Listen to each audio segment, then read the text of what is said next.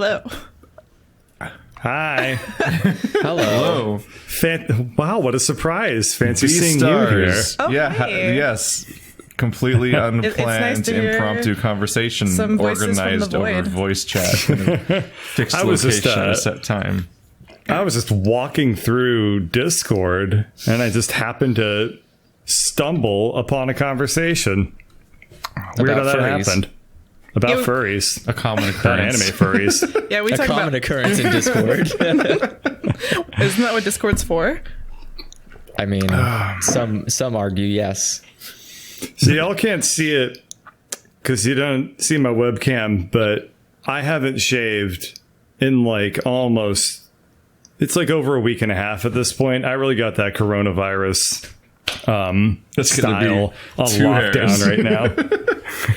I got glasses on that are non-reflective. I mean, they're non-reflective. So What? my eyes for this entire podcast are just going to be blue. I'm going to look like, Okay. I mean, I'm going to look like it's appropriate for an anime, right? You always got that guy that pushes up the glasses and then And their glasses turn like, opaque. ching.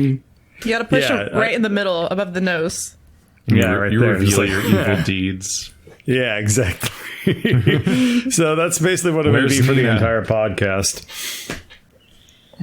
Nina. No. Nina, isn't it Nina? Where's Alexander and Nina right Yeah. now? That's the first time I saw Professor the glasses Tucker. like that in anime. Yeah. Not also in Evangelion, like the intro. I still haven't seen Evangelion. I love Me neither. Sounds like- Evangelion. Kinda sounds- Don't It sounds watch the Netflix version. It sounds exhausting. Why not? What's wrong with the Netflix version? They cut out the gay. Oh. Oh no! Yeah. They Why would the they do that? subtitle the subtitler decided that it wasn't a gay romance. It was actually just very very hetero bros the entire time. That's unnerving. Okay. Chad and his good friend. Even though literally the author was like, I made him gay to spite you all. It's like, okay, well. At this point, the idea of watching Evangelion sounds so overcomplicated, and like just the process of finding what version to even watch sounds too complicated to the point where I'll just like find myself not doing it. Just not the Whatever Netflix excuse version. you come up The with, end. Keith. Yeah. But it has a really catchy theme song that literally everyone knows. It's I probably the best. fucking love the it's theme song. Maybe the I didn't- best anime yeah. theme song. My favorite of all time for sure. For a long time, I didn't know it was It's from amazing. Evangelion. I love I mean, it. that's I unfortunate. just thought it was some song. I used to know it in English because I liked it so much. I think it's like it's the second most or the first most recognizable anime opener, second to Attack on Titan. But Pokemon, do you count Pokemon, Pokemon. Or any of the? No, because technically Pokemon has a different English and Japanese opener. Okay, I see. Ah. Yeah, Getcha. for Full Metal- Evangelion didn't Full Metal change. Alchemist. Or is that just? That's not as it's- recognizable. Or it's just that It's we not like as it a lot. recognizable because it had. Well, the first opener wasn't really that memorable. The second one was the one everybody What? remembers. No. Yeah, Brotherhood. No. Ready, Steady. Ready, Steady, Good Luck. Yeah. That's Cowboy definitely Bebop. It's definitely the original one. Cowboy Bebop. Like, Cowboy Bebop has an amazing intro Oh too. yeah, Cowboy Bebop. My high school band actually- played that. You know what? To bring yeah. this full circle, the opener for Beastars almost sounds like Cowboy Bebop. Right? It sounded like Cowboy Bebop and then something else. It reminded me of another one. Someone was like, I want to put jazz and something else together, but I don't know for what jazz Beastars? sounds like except for the Cowboy Bebop anthem. So everything, all jazz is dun dun dun dun. Like It sounded exactly like it, didn't it? It sounded like that. It sounded like Tank, and it sounded like a different anime opening, but I can't remember what the other one was that it reminded me of. I like when they use like jazz in anime openings. Yeah. I think if Bebop's all you know for jazz, I think you've already reached the height of what jazz can possibly be. So I think you're fine on your understanding of jazz. Yeah, you don't need anything else, do you? Cowboy Bebop is peak jazz. Like, Peak jazz. everything is downhill jazz. from there. What about Kenny G? Never mind. Doesn't sound like a is he Japanese really? name to me, Yeah, so it Kenji must not be does. good. Oh, I didn't know Kenji was dead. Wait, is it Kenny? All right. Wait, is it Kenny G the dad or Kenny? Is Kenny G Kenny the G dad? is not dead. Yeah, Thanks a lot, Keith. You got Who just died? The country singer? Was his name Kenny something? Spoilers. what? Spoilers? Loggins, right? Spoilers. I think the guy who made the Gambler Kenny- died. Kenny Loggins? It is Kenny it is Loggins. Kenny Loggins, Oh, right? Does my dad know? Okay. I gotta tell my dad. Does your dad like? He's like, oh, I know, as he like hides a knife or something. Like, where are you going? No, he'll be affected by this. Him and Hank America Hill. will be affected by it. No, no. Anyway, Anyway, I we're going think to talk that's about enough, Beastars, remember? enough pre-topic banter. I feel like that was a nice way to pretend that we're all friends. Yeah, And we now can we can- officially stop Ew. now and never speak again. Now we can talk about Quota the topic. complete. We fooled them all. So, yes, Beastars. But But Beastars. So I figure we'll start with what people thought of it overall in vague terms, and then we'll be like, spoiler warning, and then just tear into details of whatever we feel like talking boy. about, Yeah, sounds good. like episode by episode or whatever. Sounds good. This thing existed as just a really impressive anime opening for like 6 months while I waited for it to fucking come out. The stop motion? At least once a month, I found was myself really coming good. back and watching the stop motion intro again, just because it was so good and so enjoyable. I think didn't it's... see It feels that like at one all. of the rare times that it almost feels like they had the music way ahead of the time they had the animation. Like, it just feels every part of it was choreographed really well. Like they set it to the music as opposed to the other way around or something. Well, a lot of times Yeah, well, they I mean, hire most- people to make... Yeah, they hire people to make the songs for the Yeah. anime openings Yeah. already. And they had to Yeah, work on I it feel forever. like it It's was- stop motion. It's like One Punch Man, where One Punch Man had a really, like, every beat of the opener for the first season is very much like that, where it's clearly, like, yeah, they're scene transition in time with the guitar, and it's just So perfect. good. Beastars like that, where the transition between night and day with the beat of the music is great. Like, it goes to like yeah. all jazzy and hip when it's daytime, but then like at night it's all like, you know, you're like, ooh, sneaky. It's not the theme song. It is forever. I think it gives you like kind of the general gist of what the show is about, and also the tones already. Like, I think it does a really good job of Yeah. like conveying a decent amount of what the premise of the show is, and then gives you like the feelings you're supposed to feel about the show, condensed in a very small amount of time. And the stop motion was amazing, and I love stop motion, so I'm like, you know, I'm proud of them. It was Good very job. fluffy. Very I love fluffy. that. The film was good. It almost feels like the studio's bragging to an extent. Like, we're going to get you to watch a 3D anime and you're not even going to mind it. But also, we're going to just flex on you and do stop motion in the intro and just master every format. Try. I mean, there was a Dancing around. I mean, it had some good hand drawn moments too. Surprisingly, Yeah. But it's like, I think it's just amazing. I didn't feel like really there was any do. weaknesses to the 3D either.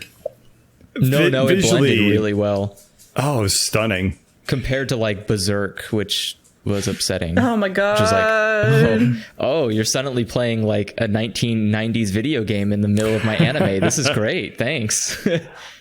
I thought, I mean, I'd never really seen anything like it. Oh, yeah. Like, especially for an anime, but I mean, just not even thinking about it in that terms. Like, it was just really jarring, super jarring at first. But To see 3D anime? well, to specifically see it at like the weird sort of frame rate that it was at, right? Like, everything kind of felt like it was. It's like weren't the moving. Spider-Man movie.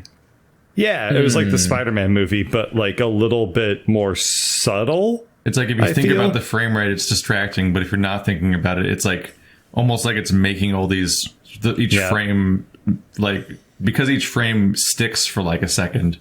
Because like Right. it's like sometimes it's like 12 frames per second is the animation or something. It's almost like all the snapshots make the visuals more memorable and they stick with you because you see them when they're still instead of like as a continuous motion. Like that's what it felt when I was watching Spider-Man, which was similar, where it's just like incredible visuals would just kind of burrow their way into your brain because you saw them as a series of pictures that you kind of like see separately from each other. It's weird. Right. There's a lot of weird tech And stuff. then it also made the moments where they sped up the animation a lot more impactful. Yeah. Like, occasionally it'd be like the main character would like jump or they would leap, and then in those moments they would play it almost at like 60 FPS and then it would go right back to like 12 or 20 or whatever it was normally. And that was a really cool effect. This was my first time watching a 3D anime, and I was really biased about it because I'm I don't know, I always thought like I would hate it, but I think it works. That's fair. Amazingly well with this, because I had like mixed feelings about the source material anyway, because I feel like it wouldn't translate very well in like a normal hand drawn like anime, because of the way it's like very sketchy, the art style. If anyone looks at it, anyone in the audience who like looks it up, like you'll see what I'm talking about. But I think because it's animals, I think it works extremely well because it gets all the angles of each animal's like features in a way that would look flat if you had animated it, because getting like a 3/4 angle on like, you know, like a wolf or a deer might not look that as was super good. hard to draw, which is kind of shown by multiple parts of the show where there are like a 2D face with the flappy anime mouth, and it's like, that's worse. And then like, the other thing is that like animals that are really familiar to people, things like dogs or wolves in this case, if you don't get the animation really good, if you don't get like their walk cycles exactly the way that they would be in real life, people pick up on it really easily.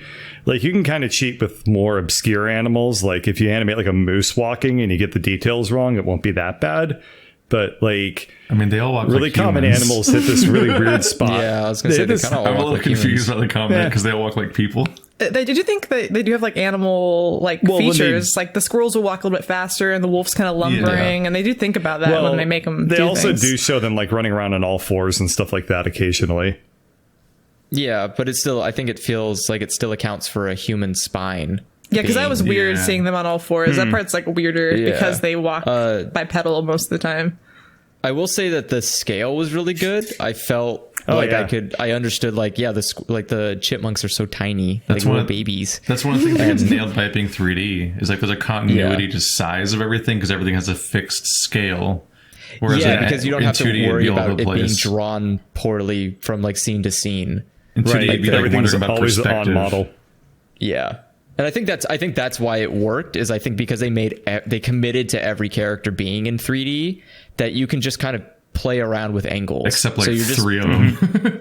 Yeah, well, yeah. But like I mean, there's a lot of scenes that they did hand draw. Lady that was entirely 2D, and it was in several scenes and then vanished forever. Yeah. Who? Did I say bamboo? Bamboo. Bamboo. Remember that bamboo? The bamboon. Baboon. There we go. Bamboo. I kept adding an M. That's what was going wrong. I was like, I have to like decode, like, what the fuck am I That's saying? my favorite Baboon. animal. There's a baboon lady that kept shrieking at them later in the series. She's like the house, for like being out house overnight leader and stuff. lady. She's like Right. she was like a anime flappy mouthed 2D character where she was just opening and closing in one cycle over and over again, and she was all 2D. Yeah.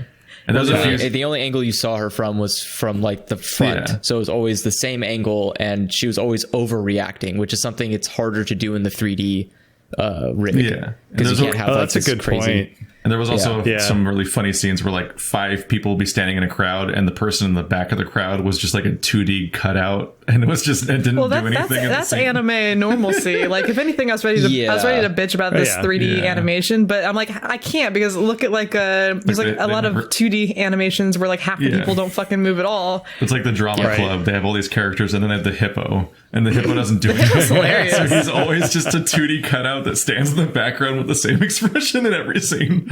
Yeah. Poor guy. There were some that didn't get the love and treatment. It's like a reverse Hanna-Barbera effect. You can tell what kind of animals are favored. It's definitely the ones that like when you make a fursona, you're gonna pick from this category of animal. Like the hippo is not gonna get no love. The rhino is not gonna get no love. Not the baboon. It seemed like there were also specific characters that were like, oh, these ones show up a lot. So I think they got rigs, and the rest of them were kind of like, oh, they show up in like 2 scenes. Forget it. Just draw the stupid thing. Budget. Right. Yeah.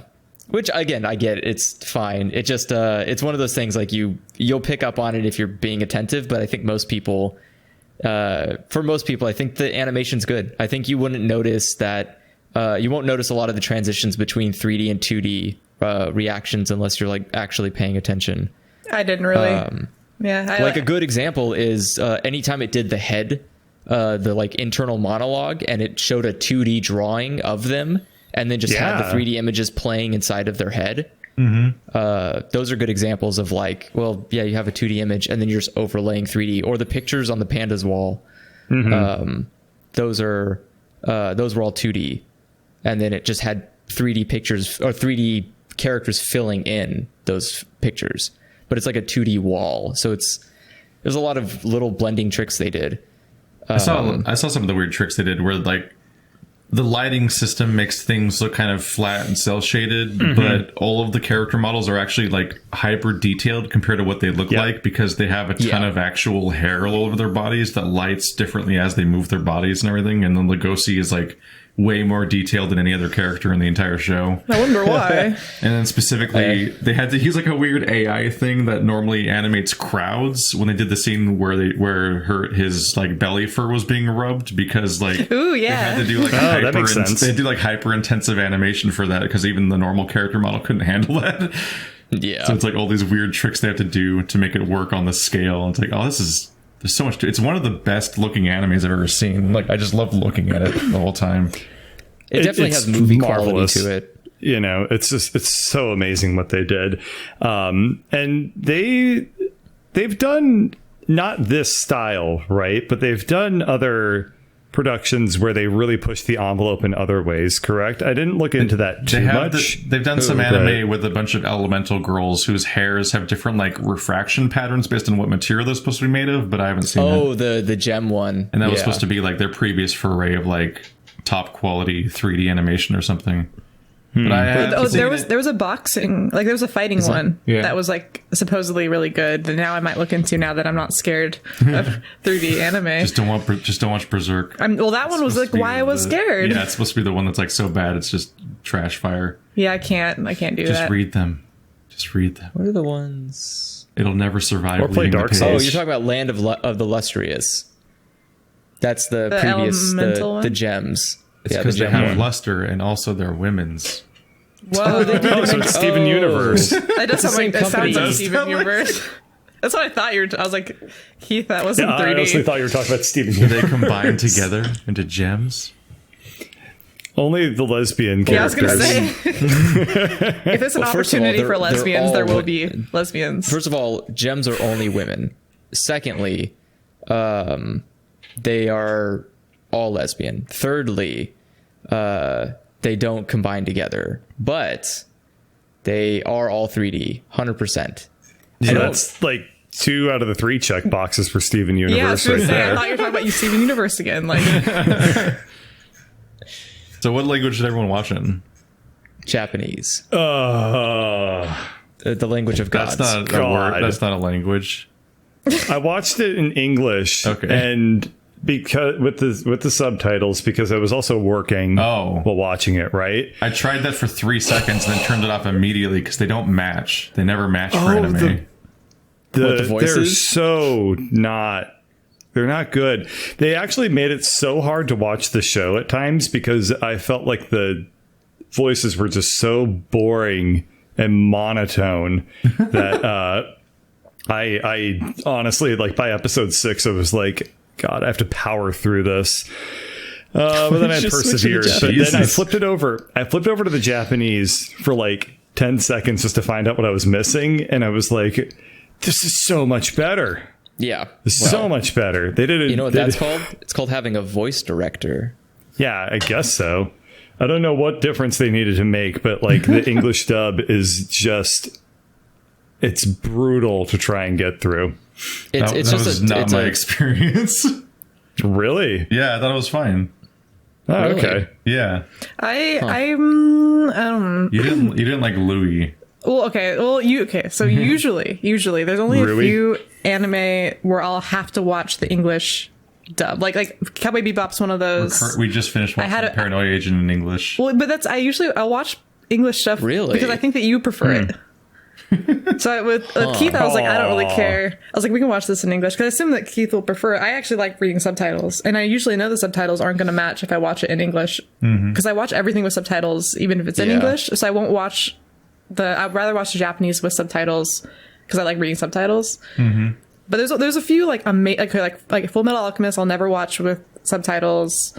There's like a few of them. It's because it canonically is because the English I dub for no you. because I yeah because for me the like Vic what edited out sound Vignogna like or whatever and so did on. such a good job voicing that I can't watch it.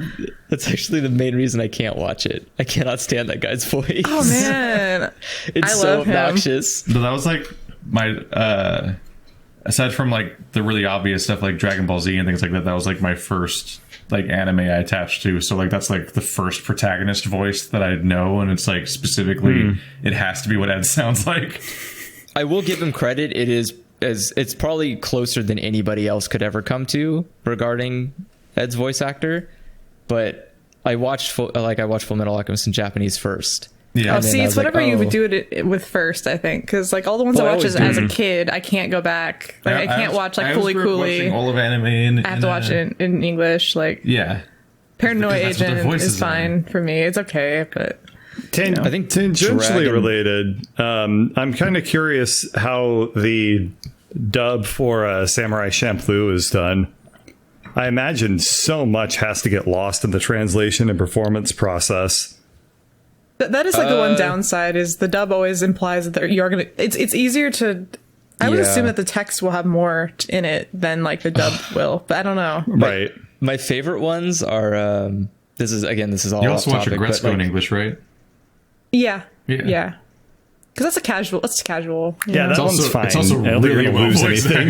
acted. Well, Netflix. I don't know. I think they do that. It's got Haida, who's also on this show. Haida's a cutie. No, yeah, I watched the Gretzko in Japanese as well. The Haida voice actor plays Oh, the it's so Labrador in good this in show. Japanese though. That's so disappointing. It has such good voice acting, especially the two. All the two- nuance is completely lost on me. Is like I don't know I think what both performances are great. at any given for moment. Agretzko. Yeah, that's fair. I There's always understand that. Like 'cause there's always it's- a problem in there's- Japanese where it's like one, I have to read the text constantly, so I'm not looking at like the cool shit happening. On See, the I know that you prefer it So in it's like, English. I one, knew it's it. like I want to see the cool Beastars visuals, but then there's a more important part, which is that like language is more significant than just how you speak a sentence.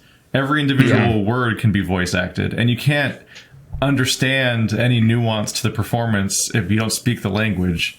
Because then you're That's like, I don't. understandable, Like their sentences aren't even in Yeah. the same order as ours, so it's like I can't even guess which word they're saying in the sentence based on the subtitles. So I just have to try to infer the. It's like You can it's tell when they're angry because they're so many yelling. more steps removed oftentimes for the Thank emotion. you. Wow. unless just, they're just a very Genki character, But I then will- they're yelling all the time. But I will absolutely watch a non-English film, like non-animation, in its original language with subtitles. Interesting. Because it's a real actor, and the actor is the entire performance. Oh. Well, a voice actor and the person doing the animation are two different people that come together to make. So you're assuming you can I'm read aware. you can read human So, like, the faces process- more. Like the process of dubbing it in English is similar to the process of dubbing it in Japanese, and I see them No. as similarly valid. No. There's a very whereas the original wide actor difference. in live action is the actor doing the line and doing the performance.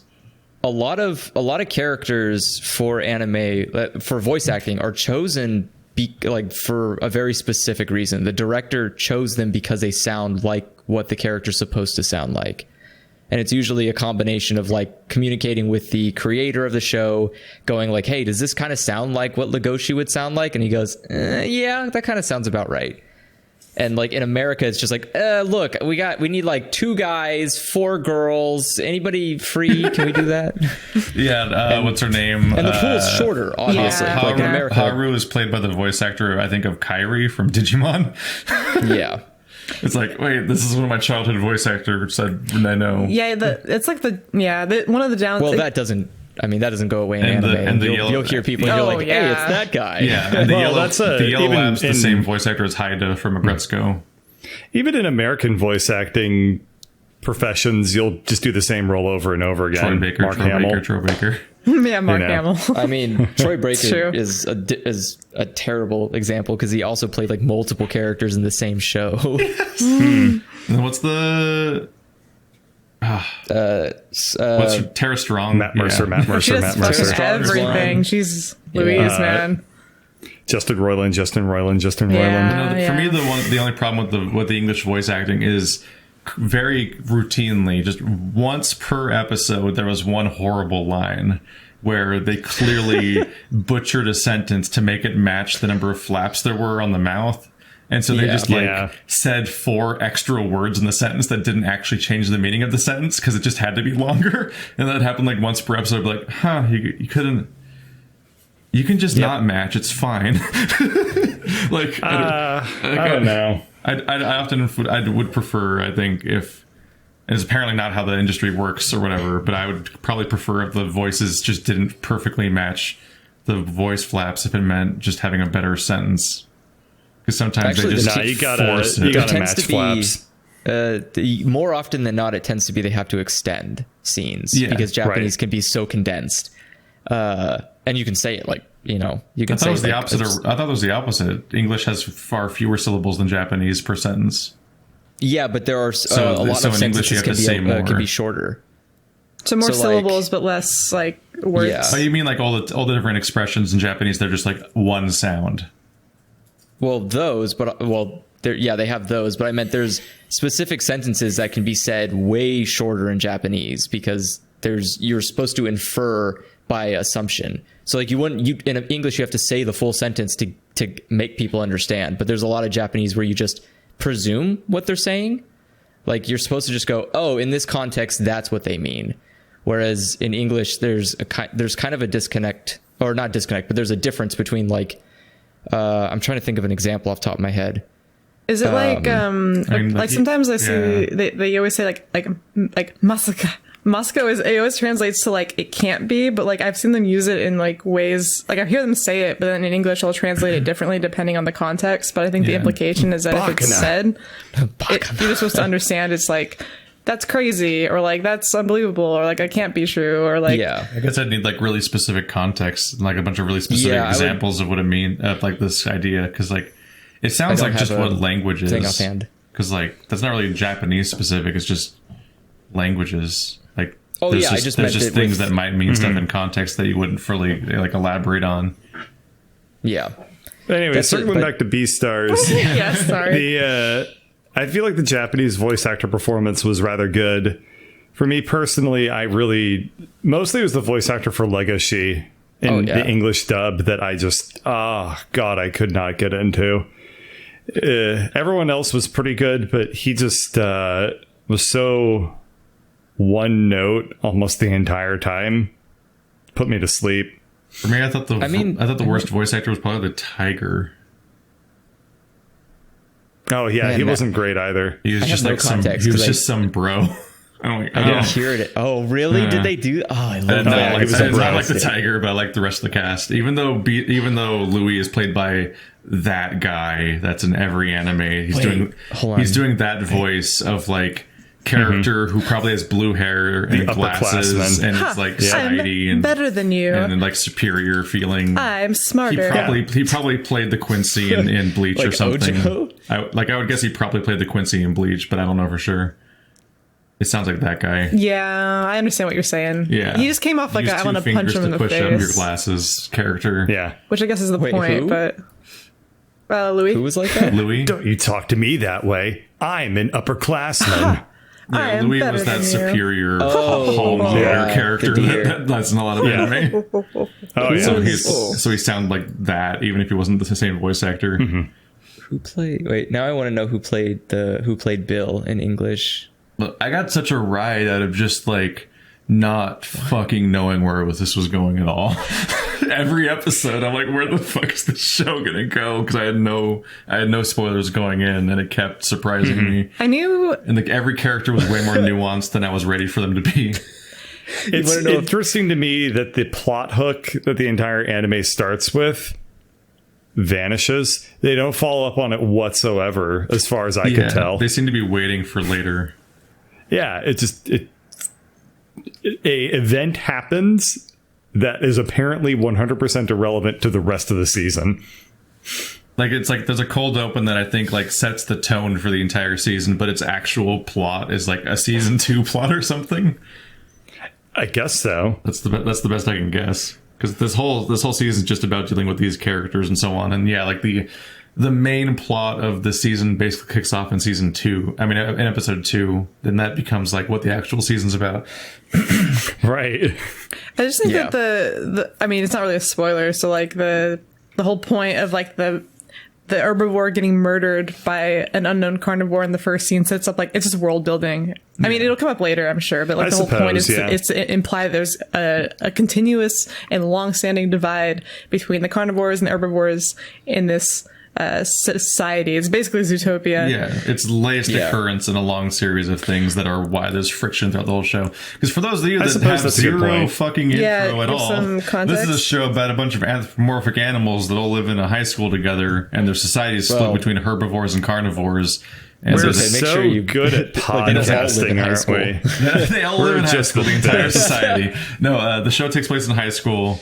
And it follows a gray wolf and a few other characters, and there's a ongoing like tension to their entire society about whether or not the carnivores are just going to eat the herbivores and so on, which like both sides suffer from, because the herbivores of course are always afraid of dying, but also the carnivores can be treated unfairly without doing anything wrong because of the fear and so on. And that's like, that tension is basically the spine of the entire show. Yeah. And they do a lot with it. I've been memeing at Keith for years about finding me an anime with furries and waifus. And he actually found one for me. I'm stunned. Who's best waifu? How many are there to choose? I guess there's 2, right? Well, there's 2, but there's some background characters. I was like, all right, like, all right. There's Haru, the alpaca. What? No, it's Haru and Juno. What are you talking about? I was gonna get the Juno. I was gonna get the Juno. I like the alpaca girl is definitely a choice. The rabbit with the black on one side and the white on the other side. The Harlequin. I was like, oh, cutie patootie, yeah. We're an endangered species. How dare you? The zebra's pretty cute too. The zebra is like chilling around. You don't want the baboon teacher. No, she's hot. She's hottest. Hey. No, so I knew about this show a long ass time ago because I am none of you guys like the squirrel, really? Oh, which one? Oh man, squirrel. Yeah, I'm not into those tinies, but you know, I'm sure that's a. I like how that's implied as being a fetish in this show. That like the. Also, some carnivores, herbivores, or fetishize the tiny girl animals. That was in the class. Oh yeah, Cheetah There's girl. a lot of characters. There's a lot of characters. Was it just me, or was it that the carnivores tended to predominantly be male characters, and the I pointed that out. Herbivores tended to primarily be female? I was kind of upset. Yeah, I was trying to find every exception I could find, but yeah, it was largely pretty true. And if there were female carnivores, they were almost entirely cats. Yeah, because you can. Well, I mean, Juno's a dog. Obviously, there's Juno. Yeah, I mean, Ellen is a zebra. Ellis is a zebra. A zebra's not a carnivore. Oh, sorry. Well, Juno obviously is not carnivore. Yeah, but like you'd constantly see like every carnivore crowd.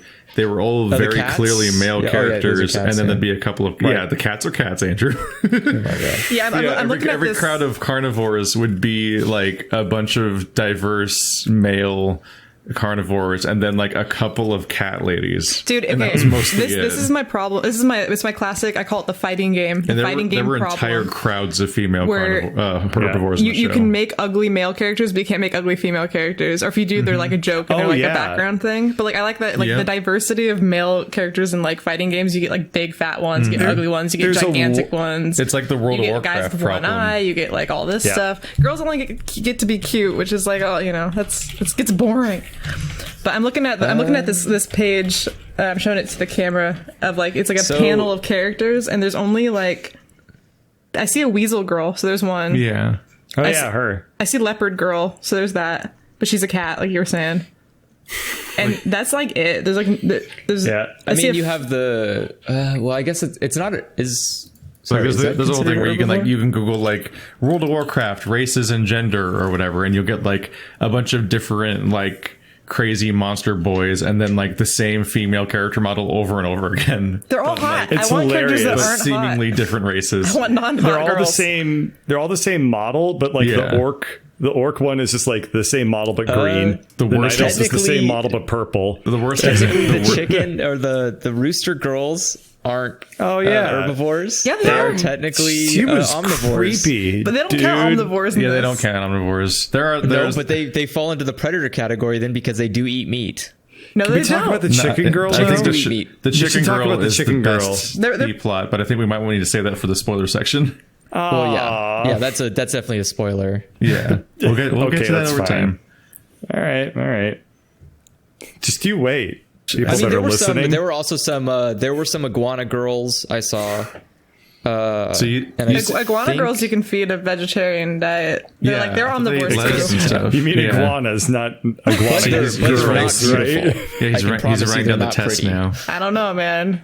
You, Show me some hot have iguana iguana girls? You don't love that baboon? No, but no.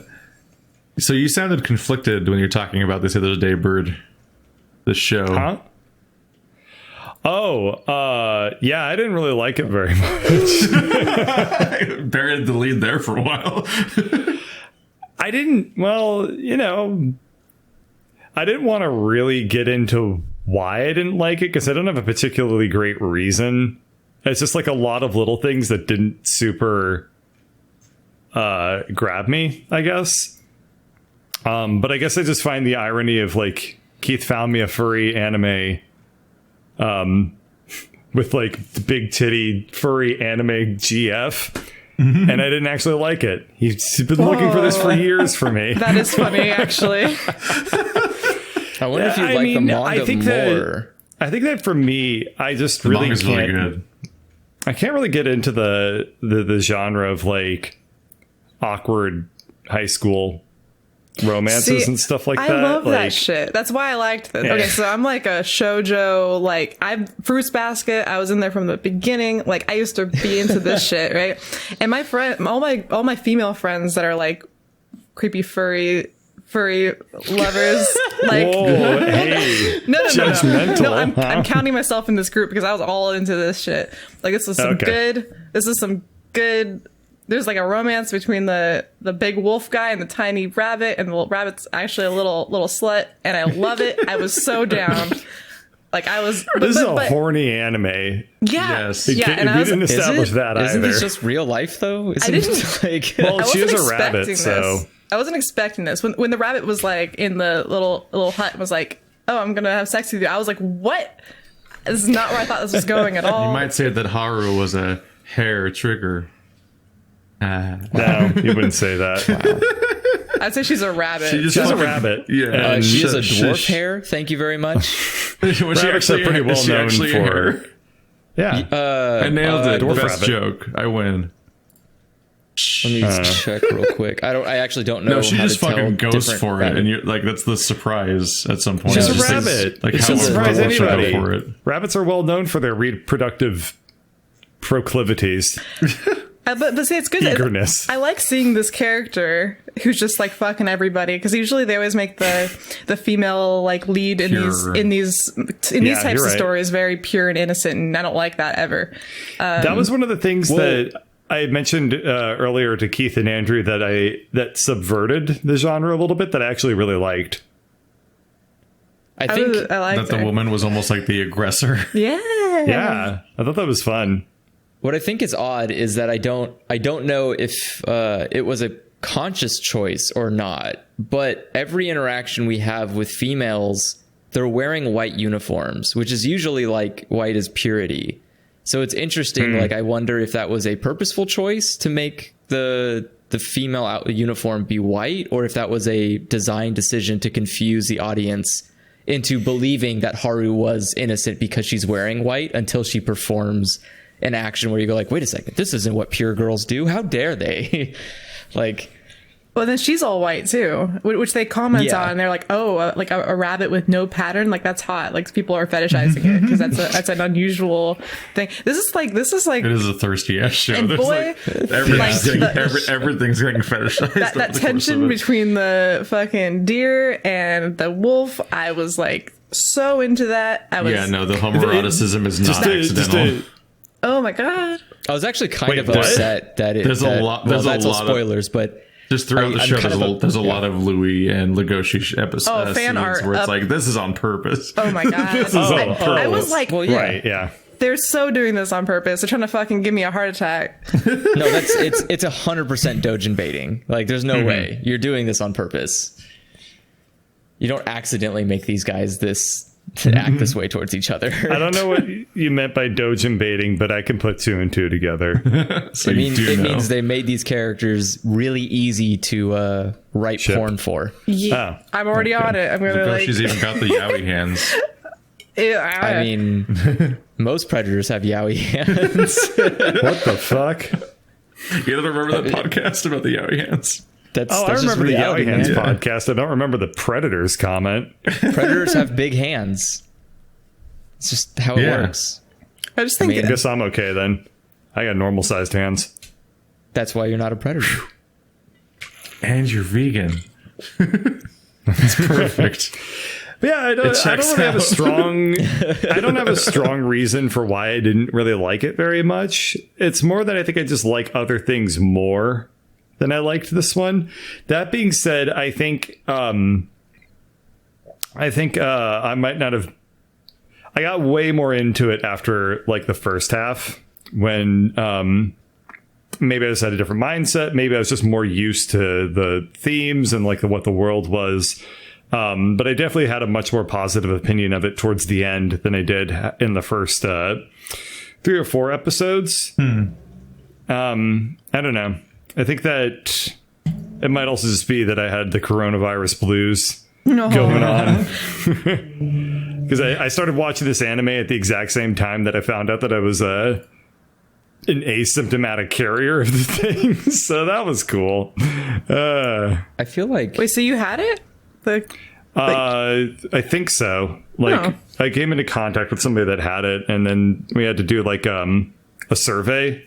But I didn't actually get like tested, but the government did like reach out about it. So that was cool. Oh, wow. How nice of them. I'm glad they followed up with you. I see what happened.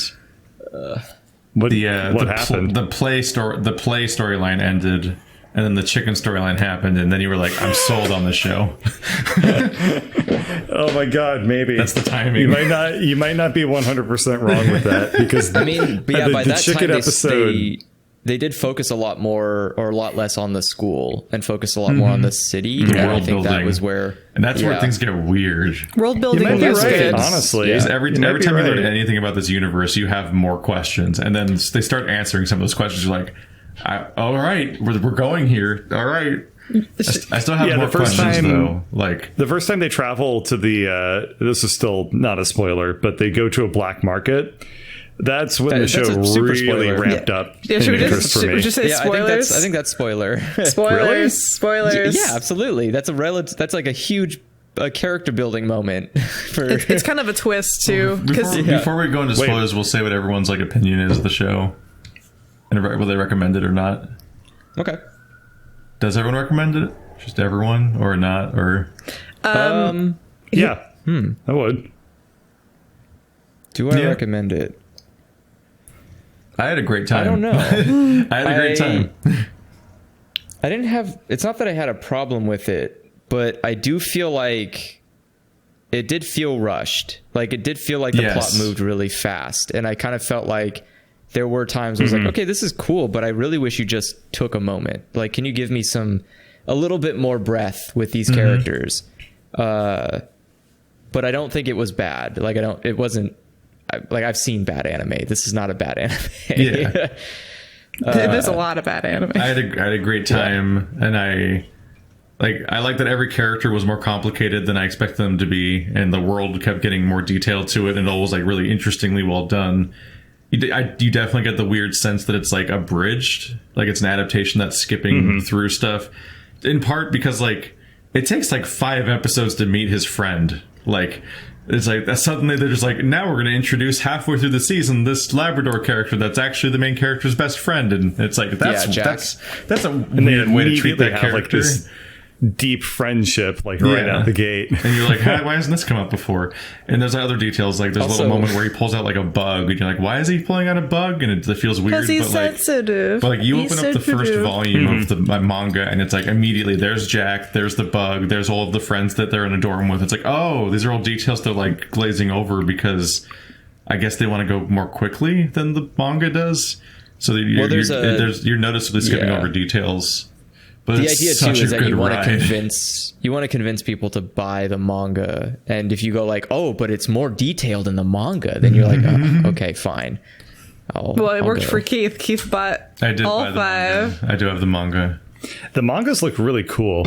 I'm kind of a jackass where I refuse to buy English manga. I only buy the Japanese versions. What the fuck? Because I want the money to go to the creator. I don't want it to go to some fucking asshole who just imported it over. You can't. I know you can't read it. I know you're trying, but you can't. Yeah. You can't read it. But I have I have a whole bunch of volumes. Like every time I go to Japan, I buy a whole bunch of volumes from like small creators that I want to support. Because I feel like that's the best thing I can do. Like I already pay to stream anime, so it's like, there's my money, there's my contribution to the American anime fund. I also found this weird detail where the artist Paru Itagaki she goes around in the chicken mask, like hiding her identity in public, and she's like almost exactly Stephanie's age to the day. Wow, that's way to remind everyone how much of a loser I am. That's crazy. Like, I'm like, holy fuck, she's young. It's weird. How are people this young and doing things? Stop it. I know. I'm like doing nothing. She's younger than all of us except Stephanie by a few days. Well, when's her birthday? Like the 7th or something, and yours is like in the 20-something. Yeah. Yeah. So you're a couple weeks younger than her. Well, she got that 20-day head start, so you know. That's why she got it. Whatever. That's why she has like a 20-volume anime series or manga series. But I right before we started this podcast, I whipped out the 5 volumes that I'm currently going through and just skimmed through them trying to find the end of the season. And I think I found the end of the season at the end of volume 5. And I'm like, oh, shit. These 5 volumes are 13 episodes of show. It's like, Jesus, they kind of ran through it. I did read about that the season 1 is blazingly fast through the source material. Yeah. Like each of these volumes is like 5-6 chapters, so it's like they're probably doing like 3 or 4 chapters per episode, so they're just racing through it. It's which maybe a little normally much. It's I believe it's like 1.5 volumes per episode usually, so they try to do like a whole volume and a half per episode. In like most anime or something. Obviously. Yeah, it depends on the source material. Like if you're far enough away, you can kind of studio, I guess. Yeah, because I always got the sense that, and I don't know for sure, but I get the sense that a lot of anime has a tendency to be almost more of like a attempted frame for frame recreation of the source material. But whereas like certain specific projects are like very much like an adaptation where they're taking huge liberties in some cases. Yeah, like so that's most where an extreme version being like Devilman. Yeah, that's where Devilman was kind of like Full Metal Alchemist, where the first original anime was too early. Like there just wasn't enough source material, so they kind of just was like, yeah, we'll have fun with it. I mean, Devilman Crybaby specifically, where they just went. Yeah, that was they literally reimagined the entire art style and setting and elements of the story. Yeah, but that director is known. I mean, that's his thing. His jam is taking stuff and kind of warping it into a not like it's great, but they're like crazy endeavors where you're like, what's happening? What's going on? This is amazing, but also it's terrifying. Stop, please. I loved it. It's good. His most recent one just came out, which was Keep Your Hands Off Ezokin. That's why I said it was so. That's yeah. Oh, that's by that guy? Yeah, that's by the same guy. That's why I was like, this is an amazing show. Please Why watch it. Why did I think it's by this? Is it that same guy that did me, Ping Pong the animation? For me, Yes, he also did Ping Pong the animation. Okay, now I definitely have to watch it because I fucking love Ping Pong. He is a great guy. I love his stuff. All of his stuff is great. Ping Pong made me cry. I just have to be careful. Anime is like a minefield of like What? What makes you say that? There's just a lot of anime that's just like Crappy. right. This is reminding me why I don't really like it. That like I'm kind of getting that right now because I'm watching Dr. Stone and I'm like, it's a kind of a fun idea, but No, I dropped also off that. The writing is like full of jackassery. It's so hackneyed and awkward and like all right. I'm just super particular. The anime is not very good at presenting itself. The anime tries to take itself very seriously at sometimes, and the manga is very lighthearted. It's very much like a gag / science manga where it's like, okay, we're going to teach you some real stuff, but also it's through goofs and gaffs. Like there's not really when you've been watching Paranoia Agent and Beastars, it's real rough to be like, what am I? Well, okay. I'm like, you know what? Maybe I do love anime, and then I go check out like Dr. Stone. Dude, like, I told you, might be a struggle. I have recommendations for your artsy taste. You're like me, you got some weird. You don't like that lolly shit. You want some good artsy shit. Don't like that lolly shit. You don't like that sort of online. A lot of bullshit. it's hard. I think I will get. I'll probably. Especially if I follow up Dr. Stone, I'll probably watch Cowboy Bebop and Samurai Champloo and then Space Dandy because I'll probably like those. Some of this other shit, it's like I don't know if I can do this. I don't know if I can do this. Mine is very anime for me is very just like not. There's no one particular thing you'll find me just like only watching. Like I'll go from Berserk to like a romance anime in just a heartbeat. There's also been multiple times. Both of them are just great. I've just had anime get canceled while I'm watching it. Because it's just like I don't watch, in the middle of the episode, it's just like stop. No, seriously. Done. I was telling Stephanie about this today. Like the show Gangsta, the guy literally jumps from roof to roof, and then it's like cut the episode. See you back next week, and the show got canceled and never came back. And it's just like, no, the season ended, and then the company went under, so they couldn't make a season 2. The company, I don't think the season ended. I think that wasn't supposed to be the end of that season. Well, the season ended, but the show completely got destroyed. Yeah. The company was just gone. And I'm like, cool, great.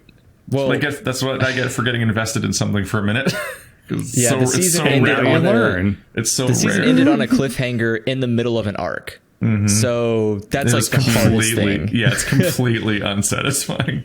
No, actually, ironically, like the Beastars could never come back, and I'd be like, at least the season ended well. Yeah, the company that made Beastars actually made a season of an anime that I was really looking forward to, and they also just were like, we're never going to make a season 2. I was like, why? Why did you do that? I know the feeling. So 3 out of 4 people recommend Beastars. Yeah. Well, go watch Beastars. It's on Netflix. It's free. You don't...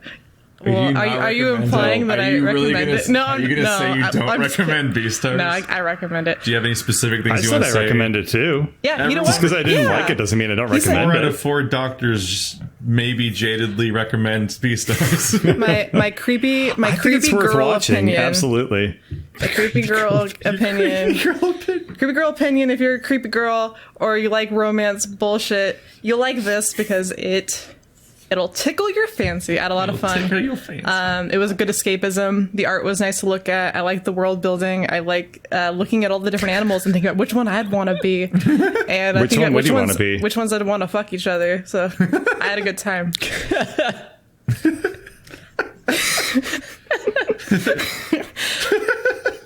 Imagine like animal crackers and you're just like kiss, fuck, and they just turn to dust and you're like, perfect. My OTP is perfect. Turn to dust. Well, they're animal crackers. You just keep ramming them together and they eventually just crumble. Oh my god.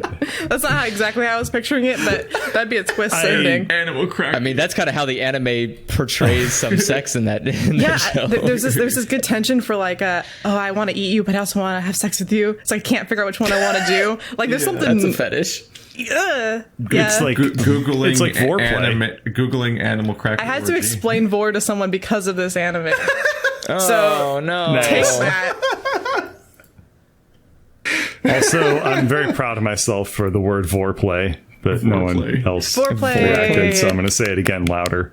I'll Thank explain you. that to the person I explained vor to. moly. How That's going to be a while. How Wait a could it be second. foreplay?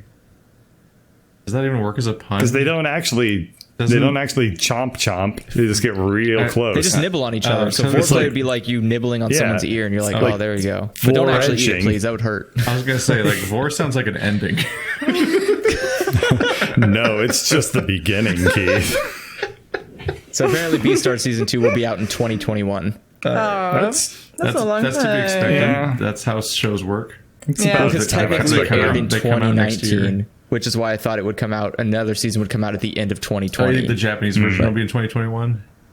I thought, but nope. It's like, nope, it's not coming out to 20. Yeah. Or I thought the Japanese version would come out at the end of 2020, Stuff but takes no. time. Maybe that's part of why they rushed through it, is because they'd have to work on it for 1 billion man hours if they did it in full detail. So, shall we switch over to spoiler mode? Yeah. Let's Spoilers. Okay. What the hell's a Beastar? Yeah. So a that's Beastar not- is basically like the president, except without power.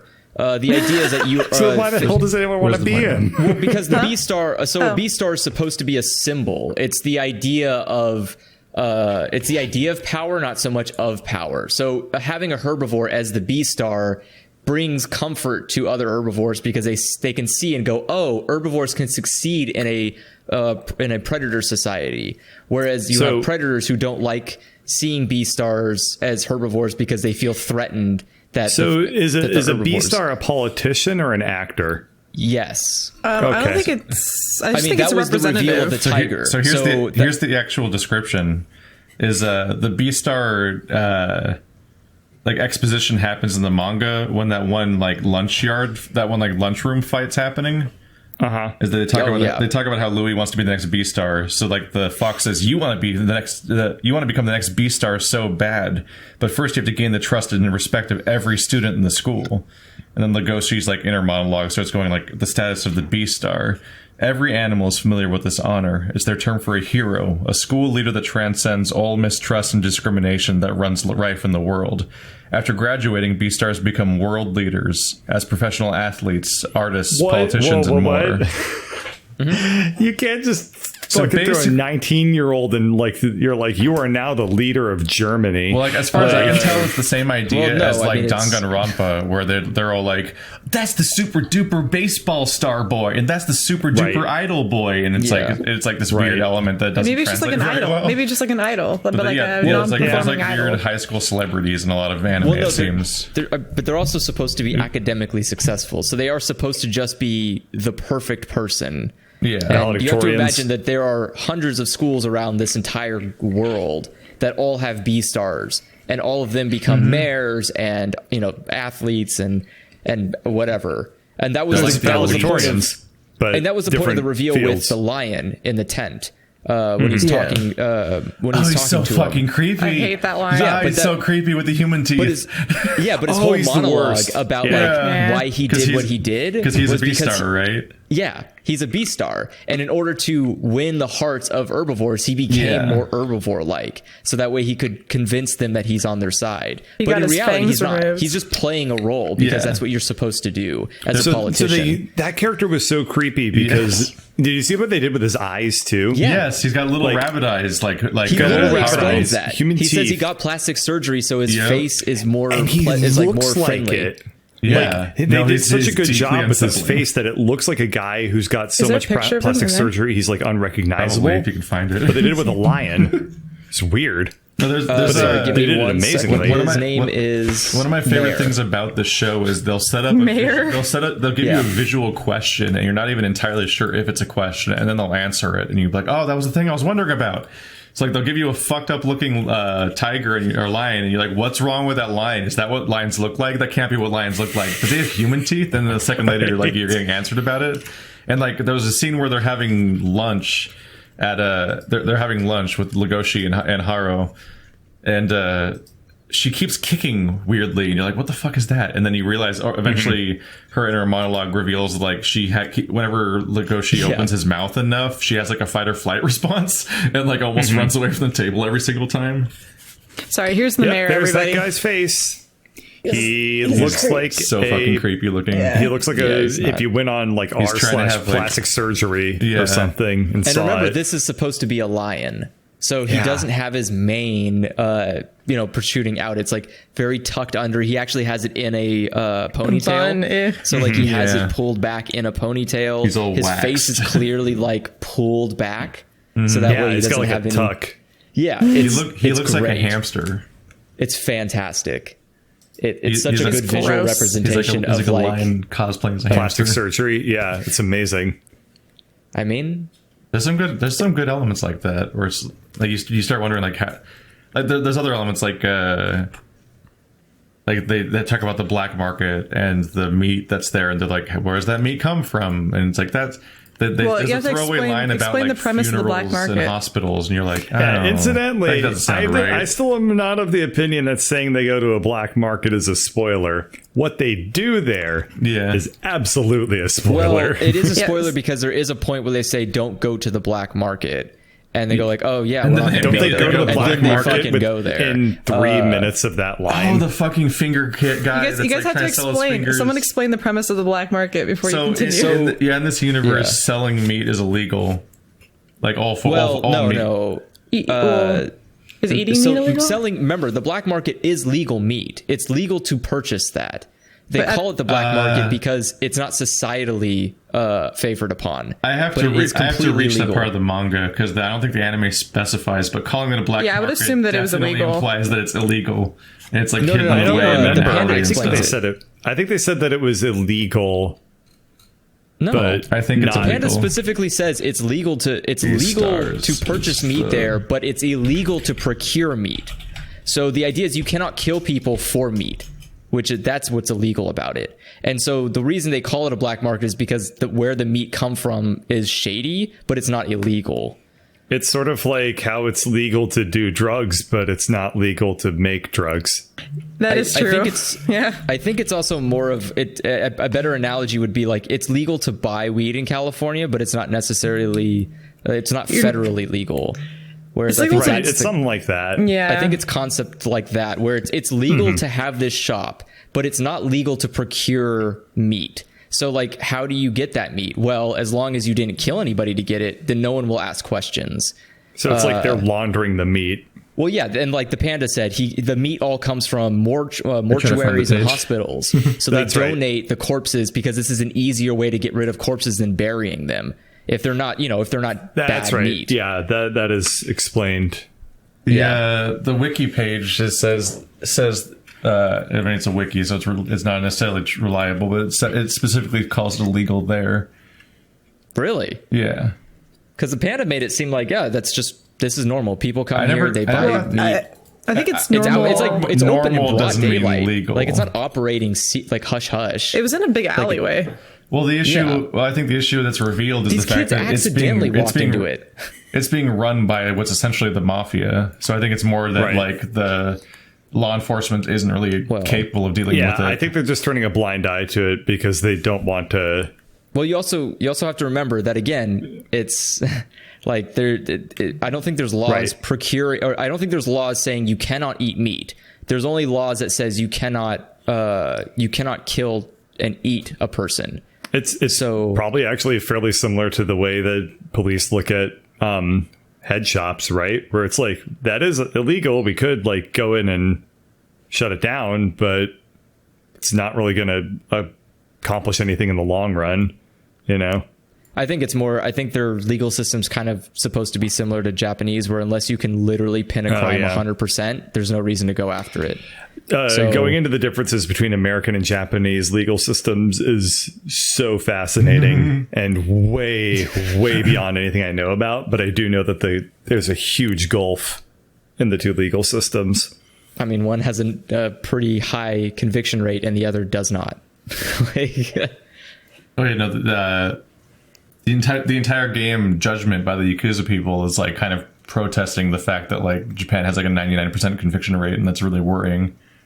Yeah. Yeah, and then there's Ace Attorney.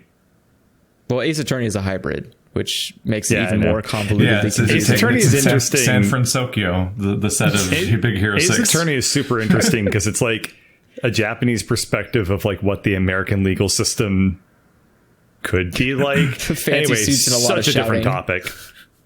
Beastars. But no, the black market is pretty explicitly run by like the cartel in the show. Mm-hmm. Down to the point of like they literally do trap and hunt people and serve them up as food. Like they're not like there's only the slightest pretense where they talk about like getting people from funerals and hospitals, and I think that's at best just It says secretly. I think that's best meant to be like a PR move in order to get like The meat isn't legal. It. It isn't legal. It isn't legal? Nah, I'm looking at the You manga found right the now. panda saying it in the manga? Yeah. Yeah. Hospitals and funerals yeah. secretly provide meat to the black market, so the meat isn't legal. Yeah, even the official channel. But the world accepts the official it. story is still even illegal. The world accepts it because it's a better alternative to Right. them killing people themselves. Yeah. So people turn a blind eye, but it's not legal. And they trick the customers into thinking that it's like it's illegal, but like more it's ethically legally sourced than just meat. murdering people. Yeah. But they're definitely just murdering people. Well, it's Well, not no, legal. The hospital's donations aren't legal either. It's not legal to eat meat at all. Yeah, but that Right. comes. I was gonna but say, I that, think the that has the hospital, pretense of being more ethical, killing though. people. They're I think not, The hospitals but- are just taking dead bodies and like, here you go. Yeah, Yeah. because This one just- they're making a profit. I mean, Incidentally, it's you not, mentioned the it's not panda actually character. uncommon. That's a Under normal thing that capitalism, used to happen. Under capitalism, everything's a commodity, Well, including people. yeah. So the hospital's just selling off the people because there's a market for it. Literally. Incidentally, you mentioned the panda character, and I gotta say, the panda character is so fun. Oh, I love the panda character in I this love the anime. panda character. He's like, I'm a panda and I know it, so I'm just gonna lean into this fucking bamboo thing for no reason.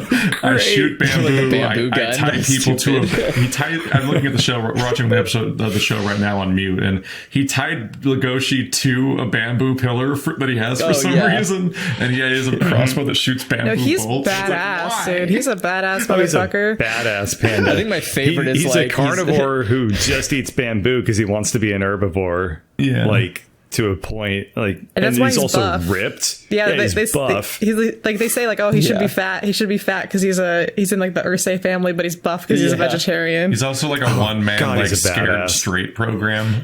Yeah. Or like, Yeah, he's a basically just a one-man psychiatrist. dare program. He just shows up Yeah. and beats the shit out of people. Like He's- he he's- punches Legoshi for nothing. Yeah. Like he didn't even do anything. He straps you to a pillar, takes a photo of you looking like a prisoner, and then puts you on a wall amongst a bunch of mutilated people, and like be like, "This'll be you."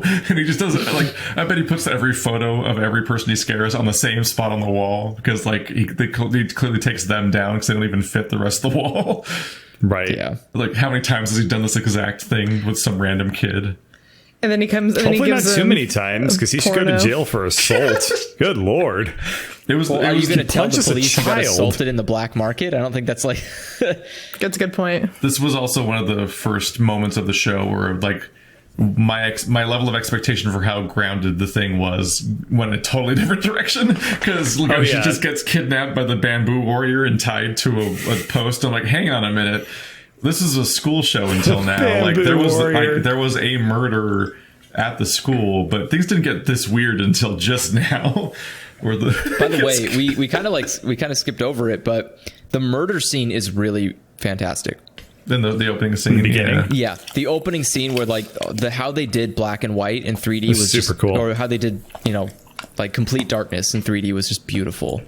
I love the outlines that they did, where it's like the light blue lines to show where people are, but the vision is completely gone. Like you don't see any detail, no color. His silhouette looks completely different in the two different versions. In the too. manga, the silhouette's clearly like a wolf to make you think it's clearly supposed a to be wolf, Legoshi. yes. But in the silhouette in the show is clearly more rounded, so it just has like a round head. Yeah, I almost thought it was it the looks tiger. like a tiger. Like Yeah. I legitimately almost thought it was the too. tiger. Because the tiger His has the name most Bill? generic like ball head. Yeah, which I think. I mean, I haven't read that far ahead, but I feel like that's why they changed that. I think that, Like that get might to be part the with reveal. with the snout. Yeah, right there. I think actually, to be honest, I think that? there are two theories I had in my head, which was either it was the lion that's like going around killing people, or it's the mare. I think it's Haru. That's Yes, where it's clearly we're showing the camera clearly where the it's rabbit. clearly a wolf. It could not be less ambiguous. Yeah. It's clearly, which by the way, fucking plot hole. No one cares about this but me, but I'm going to call it out because I noticed it. As specific, it's implied in the show, I think, but explicitly said in the manga that every dorm is people of the same family, taxonomic family. But they have a hyena, and hyenas aren't dogs. Keith just likes to hate. It's just like they got it wrong in the first most prominent dorm of the entire show. You know, most people think. Most people is not like. in the taxonomic family of It's wolves okay, and dogs. Keith. It's okay. I think that's it's a completely different family. It's an oversight. Yeah, I think that's a common misunderstanding. Misconception. I think Yeah. I've read that the hyenas have more in common with cats than dogs. Yeah, but I think people but attribute it them seems to like They dogs. breed on a Snapple, dude. But they just wanted to have a diverse crew though. So they had like 2 domestic dogs, 1 wolf, 1 fennec, and then a hyena and a coyote. But a hyena is Diversity not. quota on their like dog representation. Well, Is that what you're getting at? it's what you do when you're making like an RPG party. It's like when Yeah. you're making Mass Effect, you're going to have This one is our- character of each race. This is our token hyena in our I mean, But like that party also had me asking questions because it's like clearly people are more afraid of Legoshi than the other dogs. Like it's really clear about that. Like specifically, the first chapter of the manga shows because he's like 900 feet tall. yeah. well, he's also an apex predator, not just a predator. Well, Right? you've- He is. yeah, you've got like the fennec fox, obviously tiny. Yeah, and but you got weasels and stuff. Like, that's what I What do was you think the wondering fucking about. retriever's gonna do? He's gonna Yeah. like grab someone by the neck and carry them to a human? No. Like, No, incidentally, that's not just- what I thought that they would It's do. just like worried but- about I was just worried about wondering, like realizing that I was just curious, like, do the small carnivores face like? well, like, they do. Did they get judged all Sure. the time, Yeah. even though they're like You remember, shitty carnivores that aren't threatening? It even showed it in the beginning of the show and in the manga. When they start talking about how the guy died at the school, they look at his group, and you can see in the anime, Legoshi isn't in that group. So they look at the group, and it's like lower. It's like the dog or it's the hyena and someone else, I think, that are walking, that are looking at the menu for predators, and they talk about like, wow, I can't believe someone got eaten, and they look at them and they're like, whoa, what the hell? So I think all predators get treated that way, even if they look unthreatening, like Jack does. Yeah, because there's so, well, not even Jack, but there's so many herbivores that are so much more threatening than the fennec in most was situations. Jack again? I'm drawing a blank. Jack's the Labrador. Jack's a Labrador. Okay, He yeah. has 2 He's a scenes dog. in the show, but he's actually in the manga a fair bit. Yeah. Mr. Peanut Butter. I think the eagle gets more screen Mr. time than Peanut Butter. Jack. Yeah, that is what he is. Yes, He's he does. the same. Yeah, The eagle shows up for I think 3 fair episodes. Well, he was in the Black Market episode. Yep, he was in the black market. He was also liked him. in. but like I once think he was. There's something really interesting about the eagle because he chickened out, so to speak. But he definitely it was very believable. Like, yeah, I'm gonna be real tough. I'm gonna like show off with my bros. Yeah. Like go to this black market. Like we're all gonna be manly. And later on, he's like, hey, I didn't want to be there. It's so scary. It's like I totally knew people like that in high that was school that were sweet. like Yeah. they were flexing, but then the Or second even- they had a or even chance to thought- back I away, they did. actually. I feel bad because when I was watching it, I actually thought the bird was lying. I thought he just said that to make he thought he Legoshi was feel pretending better. he didn't eat it. Well, at the tip of his beak, it looked like he had blood on it. I'll have to double check that, but I If you definitely look, he believed has him a as really like dark spot at the tip of his beak when he's talking to Legoshi, and I think it's just a shadowing thing. But I looked at it and I was it's like, just I think he color. Yeah, I'm was we're like, looking I at think it. it's blood. I That thought- was, funnily enough, that was on screen while you were talking about it. Oh, so That's yeah, how that's I running. think There is watching it after yeah. a while, yeah. He has a weird I dark think he was spot. definitely I think like it's just supposed to be streaks. one of those guys who was trying to act all macho with his bros, and then Well, I got also scared. think that there's a limit. Like, I think some people understand the humanity, you might say, in what's going on, but Yeah. like the line is clearly just out It's of one. control. It's like you talk a big, Like, talk a big game, but then you like go, like realize what it is in person and so on. yeah. Then Right. a goat man throws his fingers in your face and says, "Come on, take one." Yeah, it's sort of interesting It's because it's like fucking parallels intense. to drugs. You know, the blood ends up being like this performance enhancing drug in a previous scene. So it's a sort of like a steroid or something like that. Oh yeah, the rabbit's blood stimulates Legoshi. Yeah. Yeah, it stimulates Legoshi. It stimulates the Tiger Man because it awakens their instincts when they awakens their instincts. So it's Yeah. like they go to the black market. It's sort of like they're going to go buy drugs, but like you also have to murder to get it. So it's like the drug metaphor amped up to 11. It's I'll be neat. honest, man. That black market looked pretty good, though. There were some really good There were cuts some of meat on damn there. good cuts. I was like, dang, this looks really good. I don't know what you're talking about, Legoshi. Let's go in. Like, full Anime in. knows how to do their food like beautifully. Oh, yeah. That's like a classic art. I do appreciate the explanation for food when they're like, okay, let me break it down here about how animals eat in this universe. I was like, thank you, because this is a really hard point for me to get over, that all these like carnivores are just somehow surviving without meat. It's like they get their protein from like do get into beans it. and Yeah. eggs. So and eating like stuff. black bean burgers, they're basically Yeah. eating I eat like eating vegetarian diet sort of thing. I like there's we no talk about the explanation chicken? for fish The though. chicken. Yeah, we can talk about the chicken.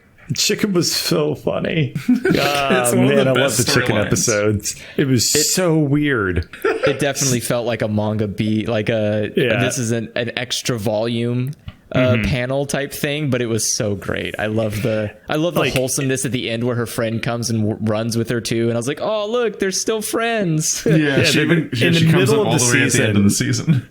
In the middle of the season, but this is like what, episode 6 or 4 or something like that. All of a sudden, we just have this huge B plot, which is about Also a like chicken who she just lays eggs and sells them to the school cafeteria, Which is cool. and Which is everyone weird eats them. logistically, but okay. Like, yeah, well, interesting. And she's like super proud of the eggs, and she like watches Legoshi like eat egg sandwiches and stuff like that, and she's like, "Oh yeah, eat my eggs."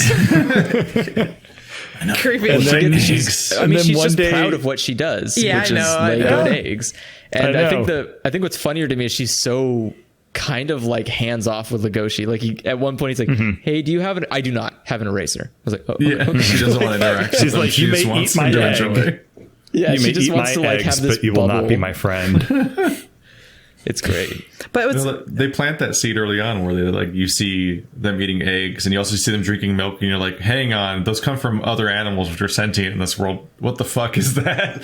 And then But like then they explain it. It's so good. Just like what I said before, So it's like good. there's visual questions you see that are then answered later in the show because they're actually thinking about it. What's weird to me though is okay, so like she like walks up to the lady and she's like, "Oh, here's my like my eggs for the week," and she hands her like like 6 or 7, right? But I'm like, they're like normal size eggs, Yeah. and this is like a gigantic chicken human being. You think that the eggs would be more proportionate to her body? How does She's that trying, feed? all right. Yeah. How does that feed a bunch of You predators? try laying 6 eggs every single day. It No, could be that was for easy. the week. That She's is like, the that thing was is for she the does, week. it doesn't feel like she gives Yeah. enough eggs for the project to work. They're premium. Well, but you have but- to remember that but sure, how many but the other eggs are also- chickens are also laying eggs. 'Cause How many remember they said like, predators oh, there she are? But she has like her own day where she can reliably know that Legoshi will get her eggs, which means like how many eggs are there? And so like I feel like they didn't quite present it right. Like she must be producing more than like 6 eggs a week, especially at that size. Like, Well, yeah, I she's don't think- huge. I, And, like, a as someone normal who's chicken owned does that. chickens, I can Yeah. assure you that chickens lay way more eggs than 6 a week. Like, Yeah, and they're huge compared to those chickens, and she's she's like significantly larger than all of those chickens, and she lays normal sized chicken eggs, and it's really confusing. Yeah. I think really again, weird. it's just kind of like a She should have been coming in with like a box. she comes Yeah. with a crate of eggs. Yeah, a crate with that way that they tie it up on top Yeah. in anime. Because in Japan. So anyway, yeah, that's basically the plot. And Oh wait, I like, wonder if they have goose eggs. probably in- and maybe in their quail world? and like Yeah, I they wonder have if like all the eggs. other birds also have their eggs eaten. Like, I yeah, wonder like if they, dog eggs and lizards, quail eggs and well, because like snakes. Well, I'm trying to think of Ugh. the other bird characters that were in the show. Well, they had like flamingos and ostriches and stuff. I mean, God. ostrich egg. People eat those. Oh, People yeah, do. ostrich I feel like eggs. an ostrich egg will feed you for a week. Like, Yeah. What a hell of a week that'll be. 1 day of good egg and then 6 days of progressively shittier and shittier egg. I mean, that's okay. That's fine. But You can't unbreak the seal. there's It's not a bag I of think there's a chips. lot of stuff. There's a lot of stuff with. I'm trying to think. What are some standout moments? With the chicken or just in the show? Fucking No, just in the show. Just in the show in general. The mafia Oh, yeah. towers, The mafia thing. like storming. That whole was- thing. The fight like the between last- Storming definitely felt Oh, like there yeah. was some cuts. Beast 'Cause I mode feel like- Legoshi looked so fucking rad though. it Like when was he ran great. on I all loved- fours in a circle and shit. And it's like, oh shit. That was great. There's some good stuff there. Things got I do violent love and the- wildly the- creepy. The final scene too of that fight, where That's he just awesome. like, yeah, that where he just bites him right in the jugular. Yeah, but he intentionally missed. Is that what they said? Yeah, he left him intentionally alive. didn't hit the artery, so that way Why? he wouldn't. Because he didn't want Because to he's kill a him. nice He's not a person. murderer. Why? Why? What? Why is he not a murderer? If you Bird asks were himself in a that every fight day. with a fucking mafia boss and you decided to not kill the mafia that's a good boss, point. you would get shot okay. As 700 proven. times before the think- end of the week. which I think almost the idea happens. here. I think the Yeah. idea here was that again, it's a society that would punish him if he came out and said anything. Two, they have no idea who the hell this kid is. This like wolf showed the hell up and like attacked and like stormed. Like they don't know where this kid goes to school at. I mean, he showed up in his uniform, but I don't think that like he would have. I'm also probably a little numb to it because that's like the entire plot of Yakuza is that Kiryu Yeah. never kills anybody like he's Batman or something. So Well, he just punches his way through I the think entire Yakuza. Japan and likes it's like, that. That's gonna go bad for you. They like that character with no blood on their hands archetype. So they didn't want to ruin Like the reverse katana, stuff like that. Rurouni Yeah, Kenshin, Rurouni where it's Kenshin. like honor over murder. Even the though whole- Gintama and Rurouni Kenshin both do the thing of like a guy who literally like genocided an entire race of people now doesn't want to kill people anymore. Trigun You'll have does to that remind too. me. I mean, I just watched Trigun's this. a little different though, because technically that was why Trigun was created. I watched it. I watched it like yesterday, but I don't remember. Did Louis actually kill the mafia boss? Definitely. Yeah. Yeah, He did? Put a Okay. gun in his mouth and pulled the trigger. That's So it. they're trying to subvert some badass. things here. So they have like the wolf character who's in love with the rabbit, and so obviously the whole show he's trying to prove that he can be this person that society expects him to not be, which is like Yeah. a docile, good innocent person. And then you have the deer who the rabbit's actually in love with, but the deer is actually the one that is the most probably sociopathic. Like Yeah. he's the one that kills the mob boss at the end. But the like- deer, but then you learn about why the deer acts the way he does towards Legoshi, especially, is because he was in a Like Legoshi He was and Louis both- human trading or human trading. Yeah, he was animal in- trading. Legoshi and for meat. Legoshi and Lucy. This is a hard name to say back to back. Legoshi Louis. and Louis are both trying to be the opposite of what they are, essentially. Yeah. It's like one of them wants to be and is willing to be the killer, and the other one is specifically known to, and expected to be the killer, and is more than willing to take on that reputation, but will actively refuse to actually partake. I'm going to segue majorly, but it's super related to what we were just saying. But there was a plot line where the panda gave Legoshi pornographic materials, and that was mostly cut from the anime, I'm assuming. In the manga, He handed it to so her, it didn't was he? given to Legoshi, Yeah. and it was like, hey, if you like rabbits, if this gets your rocks off for real, then like you're probably You got a attracted to problem. Haru. If you're not, if like it ain't doing nothing for you, then you just want to eat her. I thought it was the opposite. I think he said like if you can get off to this, then you just have a fetish for rabbits. If you Whatever it can't, then was. you actually love this specific rabbit. Whatever it If you was in the can't- anime, no, I they think didn't it's if you show can't him. get off to it, it means that you want to eat her. Whatever it was in the anime, they never showed him jacking off to it, so we'll never know. In the manga, did that actually go anywhere? I've only read volume 1 so far. I like in the anime though. I like when the Labrador Retriever, his friend finds the rabbit porn. He comes soaring out of his bunk to kick him in the face to get it because he's so ashamed. Like his the most fearful face on Legoshi in like the whole season is when Jack finds his porn. Yeah. It's not mine. I swear it was given to me by a therapist. Like Kinda, yeah. Yeah, but no one's ever going to believe that. I think people are going to be reading into this show in kind of like in the X-Men way, where you try to figure out what the groups are analogs for, and there's a lot of applicable ideas of like race or class or like sexual identity and so on.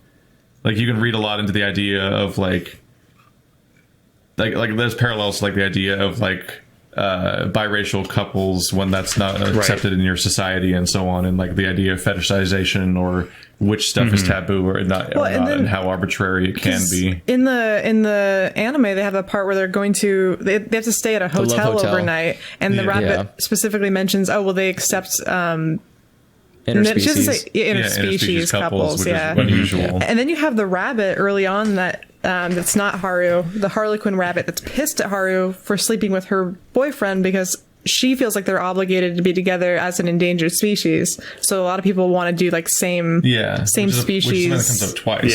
Yeah. Because like they want to, like she wants them to be together because they're both Harlequin rabbits, and then of course there's Juno is like completely indignant that Legoshi's not after her because they're the two gray wolves on school, which is like totally like, I don't know, that's tokenization. Well, it's also like the back and forth of like Haru versus Juno is like what you want versus what society wants you to do, and like as stupid as it can, as it always is, basically the very visual obvious expectation of what people will just expect you to do versus what you end up doing. Well, and also feeling like your relationship is impossible because society like is just going to have the nose upturned about it. This whole show's about appearances. Like one of the cool details I like that flies by is that Louis, his antlers fall off because that's how deer work, and he gets fake ones put on because he needs to be intimidating, and he needs to do this sort of like bridge between carnivore and herbivore thing he's doing, where he always have to have this big proud pretense for it so that he can basically do like what's the beginning of his like Harvard political career, because he's that kind of character. Do antlers grow back in periodically? I don't know. They do. Yeah, antlers regrow every year. It's really horrifying, actually. Like they pop off. All then bloody. And then when they grow back in, they're covered in that like felt again, and then all of the felt starts coming off, and like I think it's called develveting or something, and like so like once a year, every antlered creature, their head is just covered in like strips of gore. Because all the weird flesh that covers their entire antlers is just hanging loose and bleeding from their antlers. Then they ram each other until it comes off. Yeah, and it's like it's distressing once I found out it existed. I'm like, oh, I don't like it. So like, yeah, it was normal when Lewis had that part where he was just bleeding everywhere because his antlers came off, and he's like, don't tell anyone this happened. I'll have implants tomorrow. It's a perfectly normal thing that happens to all boys his age. Well, that's the thing. And because you should feel self-conscious. But he's just like Legoshi and several other characters, where like there's the thing that's perfectly natural, and then there's his refusal to give into that, and his refusal to accept what's natural about himself. It could be worse. I mean, it could have happened when he was up in class giving a presentation. Aww. I think you kind of know what's coming at some point.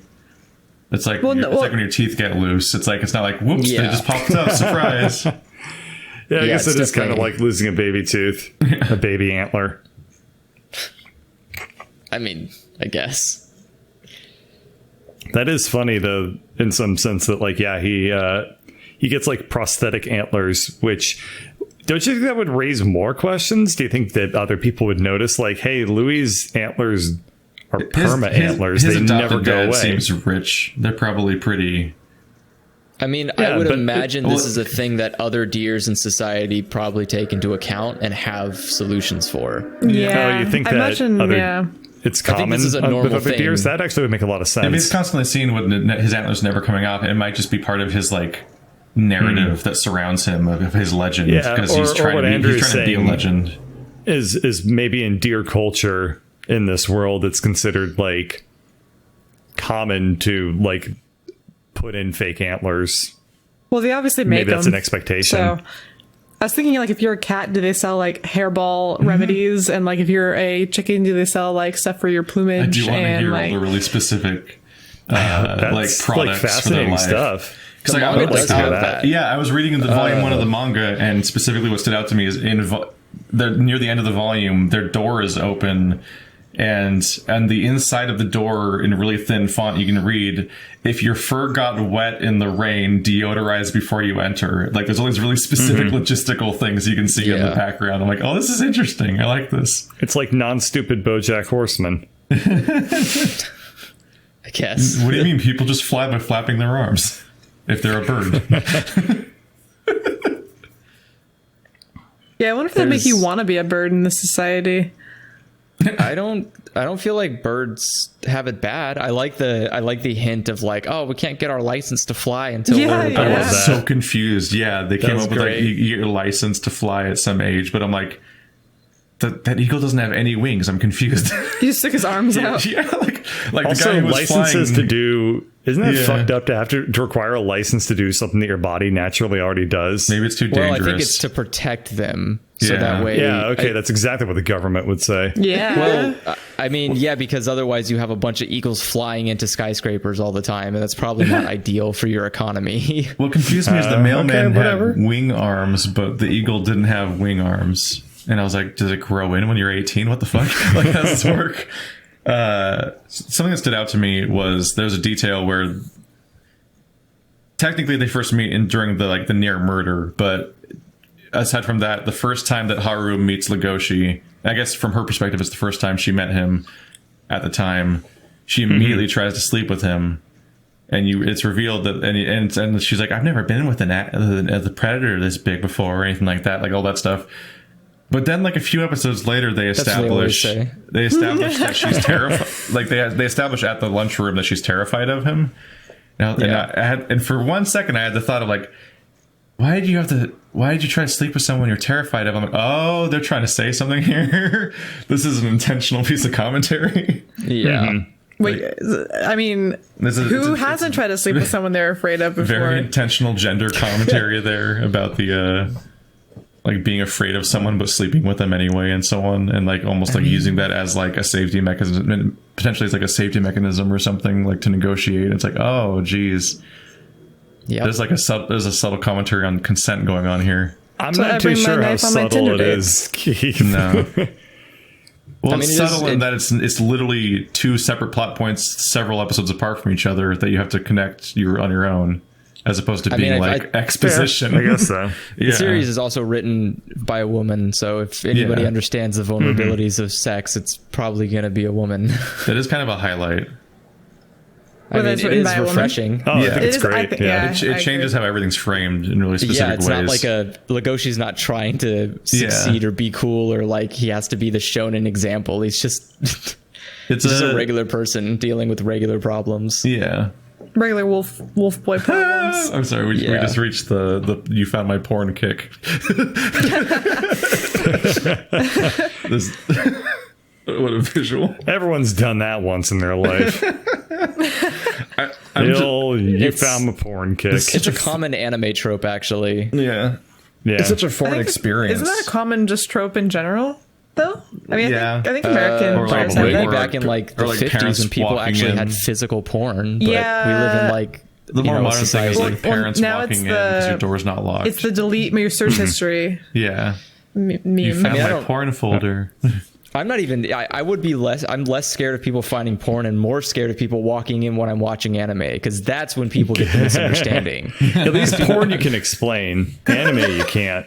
I mean, porn has there's a reason for it. You look and you go, oh, okay, I see what's going on here. But you walk into an anime and you see someone like, no, brother, don't do that. And you're like, okay, look, it's not porn. There's a whole reason going on here. And then they're like, when you say it's not porn, that makes it sound like it's the most porn. Way more suspicious.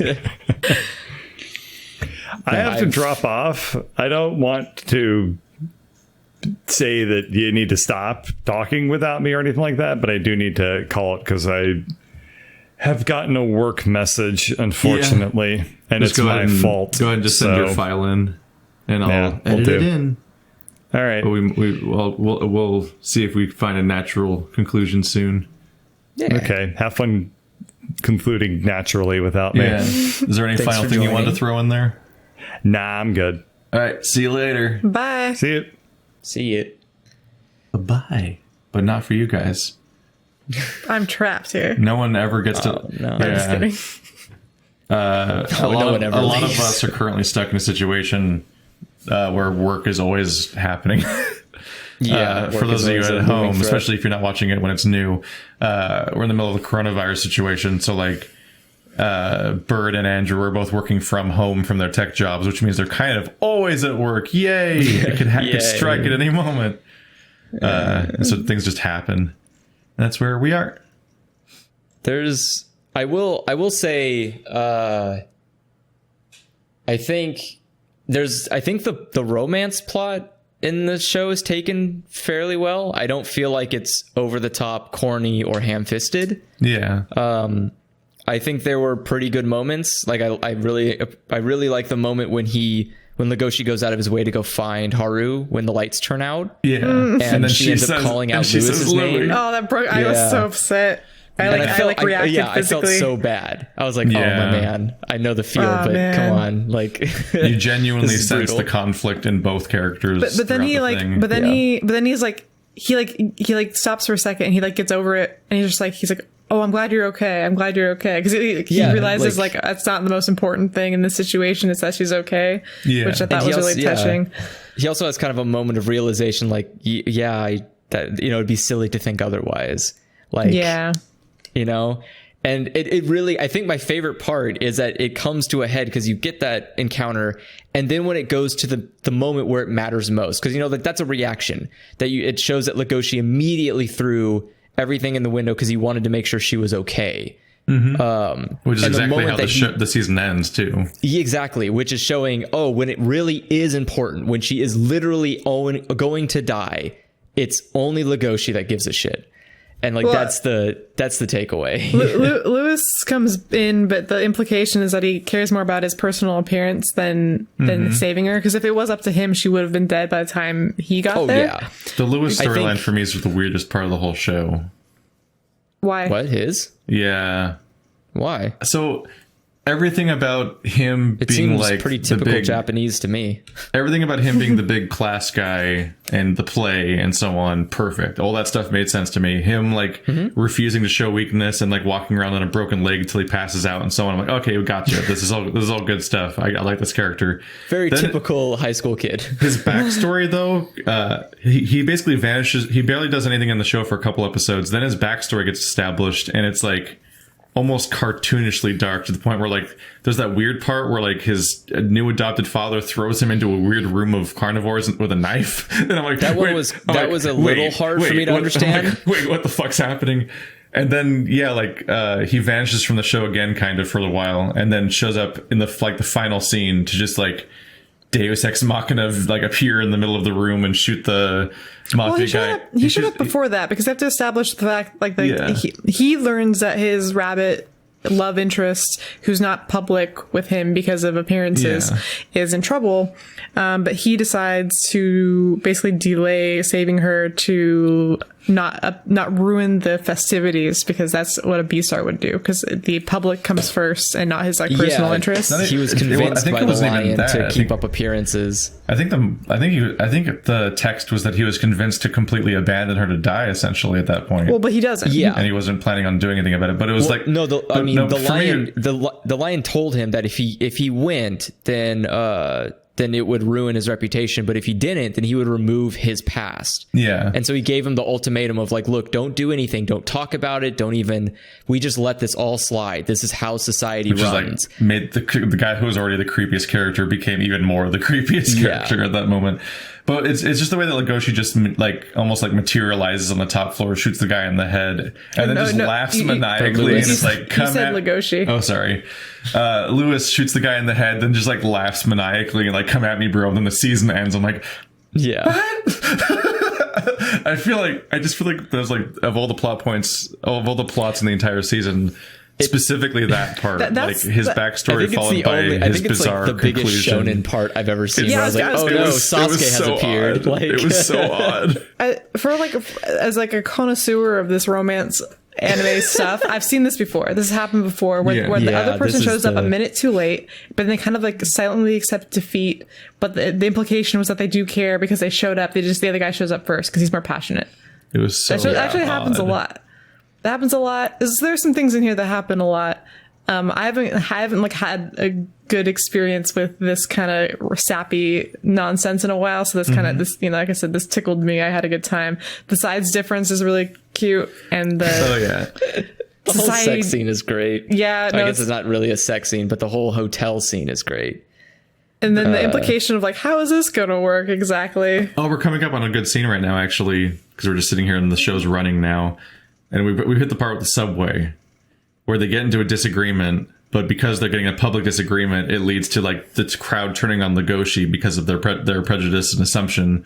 And so they just have to run. And like she has to lead the running away, even though the crowd thinks they're like coming to her defense. Like she has to lead the charge running away. Like that, like these kind of details are like just really well done. Yeah. There's so many little nuances. I love the show. I love that there's a whole part where she's writing her will. Oh yeah, she's writing the will. That's like the narration for an entire episode is her writing her will because she's like in the worst possible scenario of being told to bathe herself before she gets eaten, and it's like, what the she was doing that. Remember, she was doing that mentally too. Yeah, she was doing that in her head. She was like mentally writing a will for herself. A pretend will. And it's like, well, turns out I've been spoiling the meat because I've been writing a will this whole time. It's like because you were talking about earlier about them trying to like basically go beyond their societal expectations.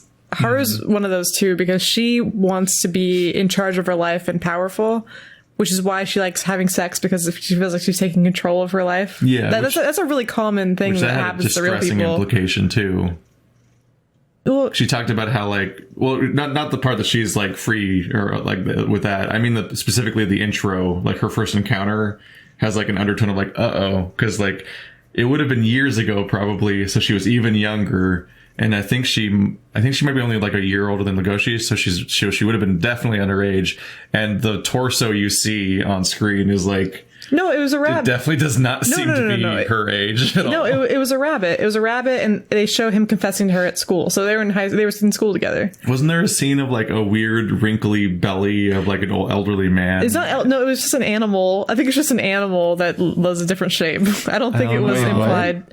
No, because she has like little flashbacks of the people that she's had sex with, but it doesn't show what they are. It just shows like different torsos in bed with her. Yeah, I think he's just thinking of like an animal that looked like maybe like a warthog or something. But like it doesn't. Yeah, I think she was just going through like the different. She's like the idea that she's been with multiple different people. There's like 2 whole episodes after she gets saved. I forgot how early that scene happens. Well, yeah, they still have to do the or that after like the wrap up for after the performance. I think that like that part, this part's the part where she's getting molested by the lions. They're definitely way older than she is, and she's a high schooler. Yeah, so. that's definitely fucked up. That part's fucked up. But the implication wasn't that they're just being creepy perverts. They're just gonna eat her. Yeah. But they're just being weird about it for fun. They're just being weird about it. Yeah, for fun. There's a lot of swap commentary between like what the analogies are supposed to be, and. There's it gets really confusing when it's just when it comes. Maybe they're trying to make him look like he's just a boy rabbit, so he has lines, but he has like a bunch of lines under his eyes, and he's saggy. He's a hare. Like, he's a hare. I guarantee. I know what he's supposed to like. He looks like a he's his a hare. Hands are so she's a lined. rabbit. Like he just looks old in this scene. So I thought the implication that he was like a distressing overage person. No, he's in like middle school with her or whatever. I think he's just an ugly. I think he's just ugly. He's just an ugly rabbit. But there's like a really common maybe like just how they represent gender trope. Well, they always gotta make girls cute. Everywhere. They always gotta make girls cute because he just comes across as being female. See, that's a pig. As being older. I'm sorry. That guy was a pig. It was a pig. Yeah. I don't think he's supposed to be like older. But that whole like to be the person the person who gives control is the person who is technically in the most control. There's like that whole that's like a BDSM mantra. It's like the submissive person is actually more in control than the dominant person, because there's like the ability to give control puts you like almost above the other person. Sweet. That I think is kind of what she's going for. With this. Uno card. There's got the close up on the yaoi hands. Yaoi hands. And then the wolf comes to save her. Yeah. There's I did like the whole scene. It was very tropey to have the panda show up and like help him. But he was so cool. At the same time, like, what else was he going to do in the story besides exactly that? I was going to say, yeah, like, there's why no other reason that character. The panda only exists to be the cool, like, grunty father figure type deal. He's awesome. He's basically like the moral compass for Legoshi, sort of. Where, like, the guy's trying to get him to ground himself in reality, but at the same time, he's not going to hinder him from following his passions. Because she's like, look, kid, it's going to be a hard road you run down if you're going to keep following this whole path. It's like, all right, thanks. But I'll support you. But he's like, I'm super supportive. I'll come and kill a whole Yakuza if you need me to. Like, I wonder what because that guy is dead. He shot that guy in the neck with a sharpened bamboo. That guy's gone. He kicked ass. Yeah. He took out like everybody. People. He's a tactical panda. Yeah.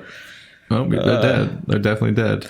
I wonder what Legoshi's parents are like. I was thinking about that. Like, I wonder if they're like upset that he's not more like aggressive. I feel like that's got to come up eventually, right? Yeah, I would think so. They're either going to explain that he doesn't have parents, or we're going to learn who his family is at some point. Or they're not going to like Haru. It's weird to keep ignoring forever. Because there's no mention of his family in this season.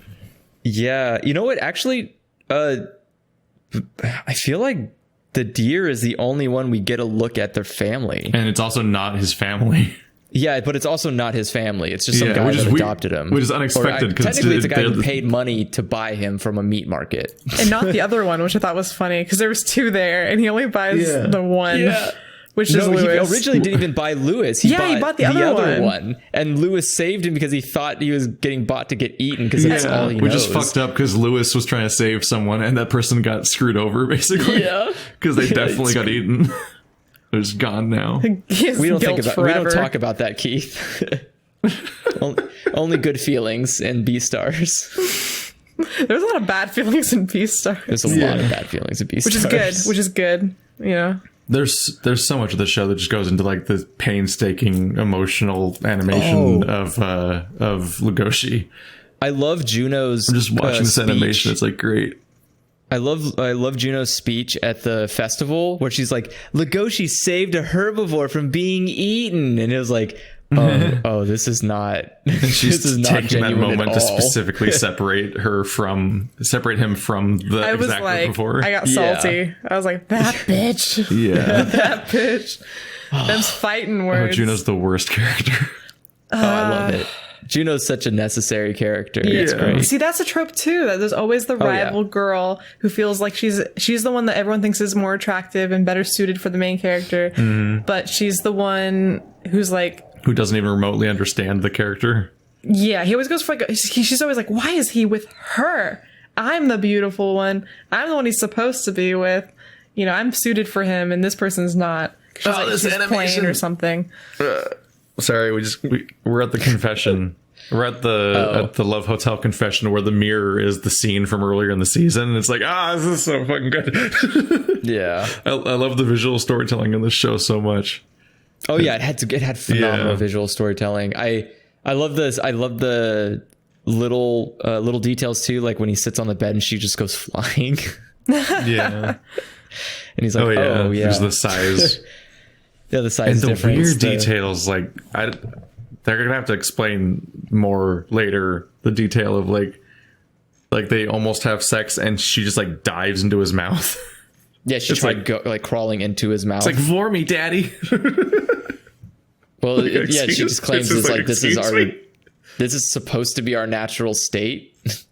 Which is a weird thing for an herbivore to say. Like, they're really supposed to. You think that she'd be trying to run away? Yeah, I don't. The weirder there are some. There's some prey animals that go limp, but most of them aren't like going for the mouth like on purpose to like reverse psychology the predator. Like, doesn't work.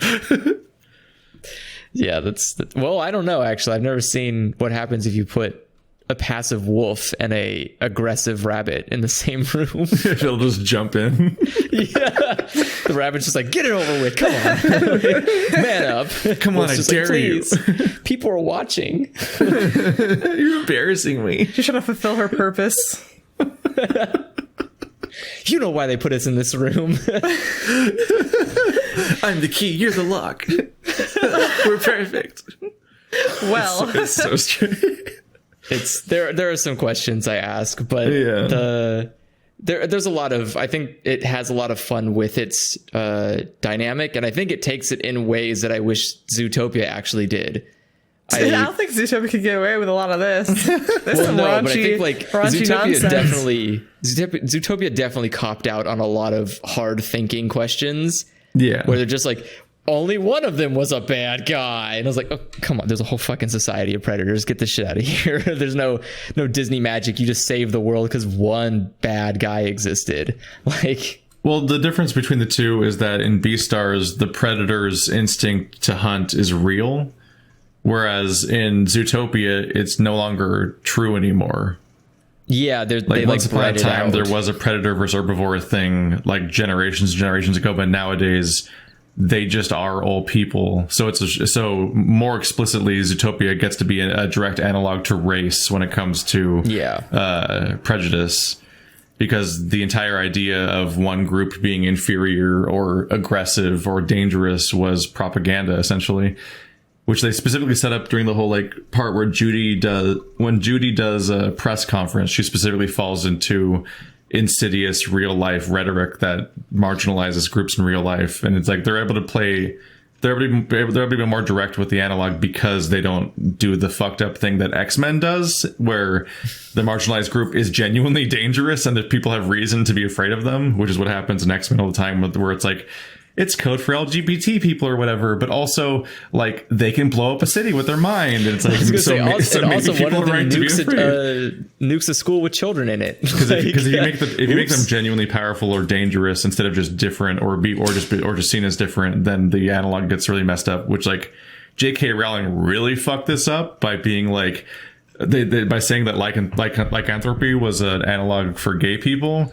But the most prominent werewolf villain in the show intentionally infects a bunch of people.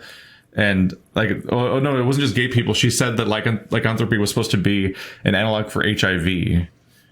But there's a werewolf villain that intentionally infects several different characters, and it specifically would target children. And it's like, this is not a good look, J.K. Rowling. You should just throw these statements out like years after the fact, because it really gets really worrying. There are some times where I wonder like what the genuine analogy is supposed to be in some media, but I sometimes go like, maybe it's just best if I interpret it the way I do. Like, I think it's what most artists want. I think they prefer, that's what they always say. I don't think it'd be great if you come out and you're like, this is what this means. And people go, ew, that's really bad. And you're like, I mean, whatever you thought it was what it was. Sure, I never said anything to the contrary. Well, and then sometimes I think artists create something and their fans actually make inferences about it that are more like thoughtful and in depth than what even they had considered. And so they're like, Yeah, no, Yeah, totally. That's what the Fight Club writer said about David Fincher. Yeah, no, Was that yeah. like the director straight up saw Chuck stuff in his writing that he didn't mean, and that was better? Yeah, he's like, no, the movie's better than my book. Like, he openly will admit it, which I think is very cool of him. But yeah, I mean, like, you saw themes I didn't even know about. And that's kind of just, I think that's why I like Beastars, at least on a plot level. There's a lot of things where I go like, oh, is this an analogy for that? Because it seems really good for it. But then on the flip side, there's a lot of just like, oh, this is people just, these are animals just living their normal lives. The majority of them have no real stake or weight. And in this overarching plot, like a lot of them just do their life. Predators just normally, I don't know, they describe it as predators just go through their lives. Most of them go to the black market at some point and eat meat, and they either continue doing it in secret or they just never do it again. And herbivores just keep living because nothing changes about their lifestyle at all. So they just live their lives regularly. But then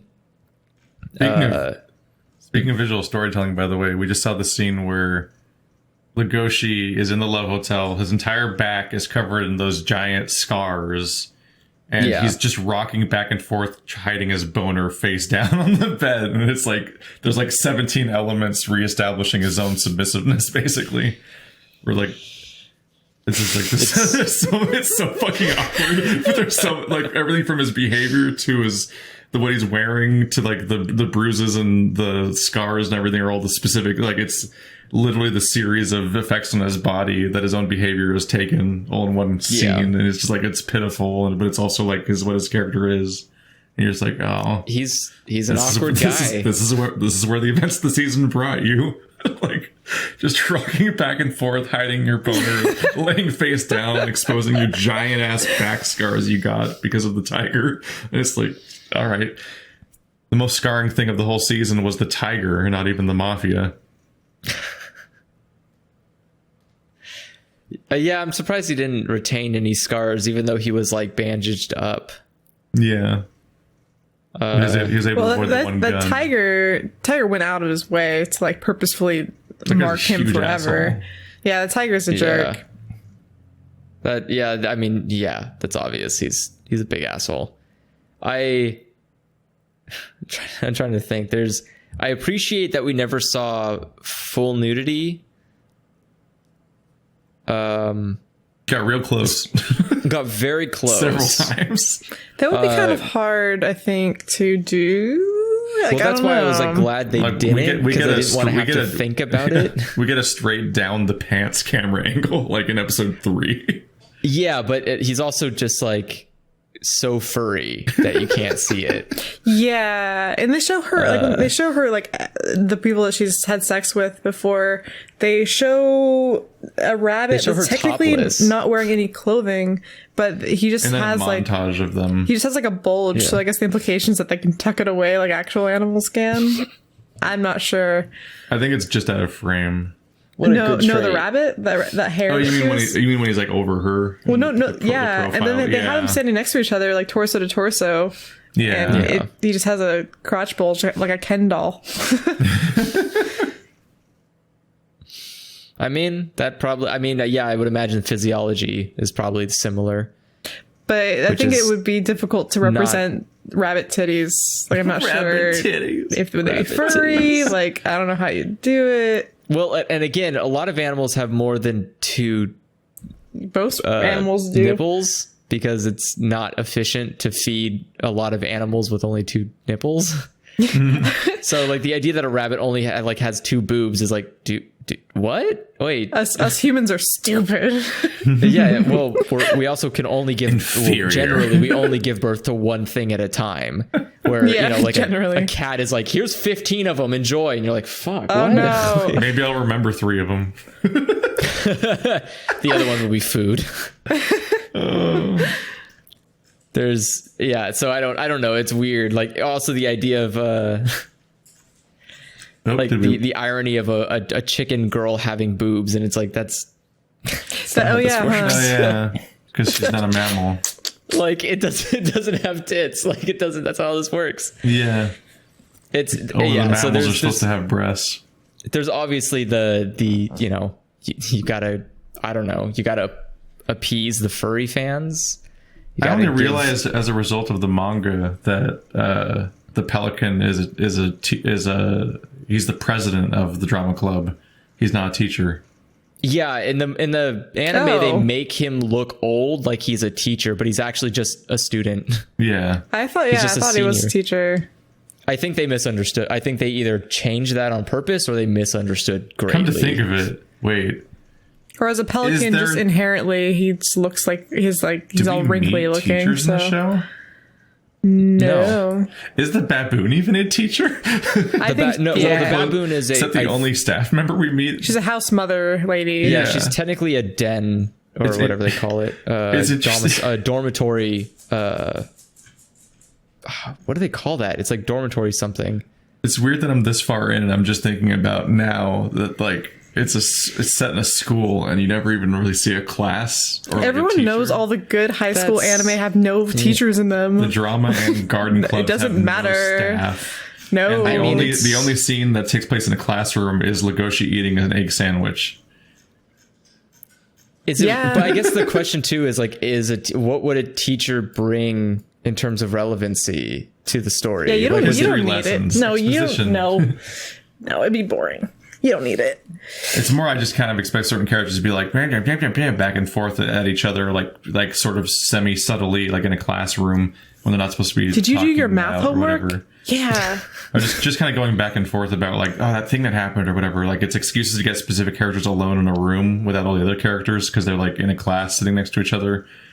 I will say I was surprised that I was surprised when the two animals were fighting that no teacher showed up. That was kind of concerning to me, where I was like, maybe this is why animals get murdered, is because you don't have any like authority figures in this damn school. There's like no staff members. Like two animals are literally biting each other in the cafeteria and no one shows up, where like I went to school and if someone like punched you in the shoulder, someone would come by and karate chop you. Like an adult would show up and be like, that was a mistake. Bam. And you're like, oh shit. And it's funny because that's like the premise of like why Legoshi's outside that classroom when he attacks Haru, is that he's standing watch in case the staff members come in and catch them like using the stage at night. Yeah. But there are no established staff members like the show. I read all of Volume 1, and the only staff member I can really remember existing is that there's a lunch lady that somebody tries to flatter for extra food. And she's like, flattery won't get you extra helping. And that's like the only dialogue from a staff member in the entire first volume. And she's off camera. The manga does actually have staff members. It shows I think it shows the... Wait, I think the teacher for the drama club's a baboon. Oh, the baboon that shows up a couple times? That lady? Not the woman baboon, a guy baboon. Oh. Weird. Because there's a scene in the manga where Lewis is practicing for the play. And it pans to a panel where it says like other members, and one of them is an adult baboon in a suit writing notes down, and I'm like that is I'm assuming like a teacher, because he's not wearing a school uniform, or maybe it is the school uniform. It's weird because the school uniform is also just like a suit and tie. That's kind of classic though too. Yeah, they have a shirt, a vest, and a tie basically with suspenders. Which, how do you tell who's an adult in this show? Easy, they don't exist. They did the entire Meteorite Festival organized, and even throughout the entire process, you don't see a single person that appears to be a staff member. It's like, who the fuck works at this school? It's actually really weird. Who works at this place? Don't they go over? Yeah, they go over who all the staff members are, and it like has a question mark for the teacher, right? I don't know. I was trying to find that. I think I know exactly what you're talking about. It's like once you point it out, you're like, where are the teachers? Where are they? I need to find them in the source material. Yeah, this is like the Wonder Woman thing now. I'm like panicking trying to find like where they have to have. There has to be some owners of these Wonder children. Woman scene where we're like, when we were like, where'd the boat go? Where the fuck did that boat go? The boat didn't just disappear. This entire scene was about this boat and it just disappeared. What the fuck? We had a breakdown midway through a podcast where we realized mid-podcast that like the object of interest of an entire scene vanished mid-scene in Wonder Woman. We were losing our minds then trying to figure out what happened. And then we realized we both saw it too. We were like, wait, we both don't know where that boat went. What the fuck? Must not be an important boat. Time. Oh yeah, I enjoyed Beastars. I will definitely watch season 2. Yeah. I'm actually definitely going to read the manga because now I really want to know. I'm really interested. What's going to happen with it? I think I both want to fill in all the extra details, and also I just kind of want to. I just want to know what happens. I don't want to wait for the anime to come out in 2 years. I'm genuinely curious if the murder at the school is the overarching plot, or if I'm guessing it's season 2. That is just the hook. Because it feels like it's only progressing in a way more. Well, yeah, but it also keeps progressing worse and worse. Like the show clearly shows that murders are happening more frequently and more, I guess, brazenly. Like they're just happening in alleyways now, and and when they go to the city, it's just like on the street, like on the sidewalk, someone was murdered. And it's like, good God, all right. Yeah. Like Stephanie found the page, by the way, of the staff of the play, and it's this big hierarchy tree, and at the top it says producer ? Yeah, the scriptwriter is just a baboon, but he's a kid. Yeah, he appears to just be a normal person because he's a scriptwriter. So there are no adults here. This is yeah, like where the fuck are they? It's weird. This is just a terrible idea. This is probably why bullying is so rampant, why kids can just have sex in their club rooms. I know, what the fuck? Like, that's pretty ownership. Apparently happens frequently because she's got like people visiting all the time. So yeah, there's no one watching anybody. One thing I loved about the manga specifically, and I don't know if it's because the show did it less well or if it was just because I got distracted, because we had somebody that kept talking during episode 1, so I had a little trouble. I wonder who that was. I had a little trouble keeping track of what was happening during some of the conversations because someone was like shouting over the show, and then they left after the first episode. But there's a lot of really specific setup in the first volume where Legoshi's trying to take the love letters to the person that the dead guy had a crush on. But like there's several scenes between Legoshi and that girl leading up to that moment where it's just increasingly awkward, and he's terrifying her without being self-aware of how his actions are being interpreted, and he's like incredibly awkward and mostly silent throughout the whole sequence. And it's partly because he's being framed as a villain by the comic itself until then, because he has not become the main character yet. The manga does it to some extent too, where he's kind of, they highlight how creepy he is and how threatening he is before you ever really get scenes that make him seem sympathetic later on. But specifically, like there's a particular brand of like awkwardness and like a level of detail to it stretched over a bunch of scenes in the manga that kind of adds a lot more texture to the whole thing. And then you kind of like realize his huge mistake. Like, and when he realizes his huge mistake, because you suddenly realize all these weird things. Like he singles out the llama and is like, "But how about you? Did it make you sad?" And she's like, "Why did he single me out?" Yeah, he's asking her very particularly weird questions. There's all these weird details, like she's being, and it feels like she's being stalked and singled out to be eaten, and that's why she acts that way when he goes after her.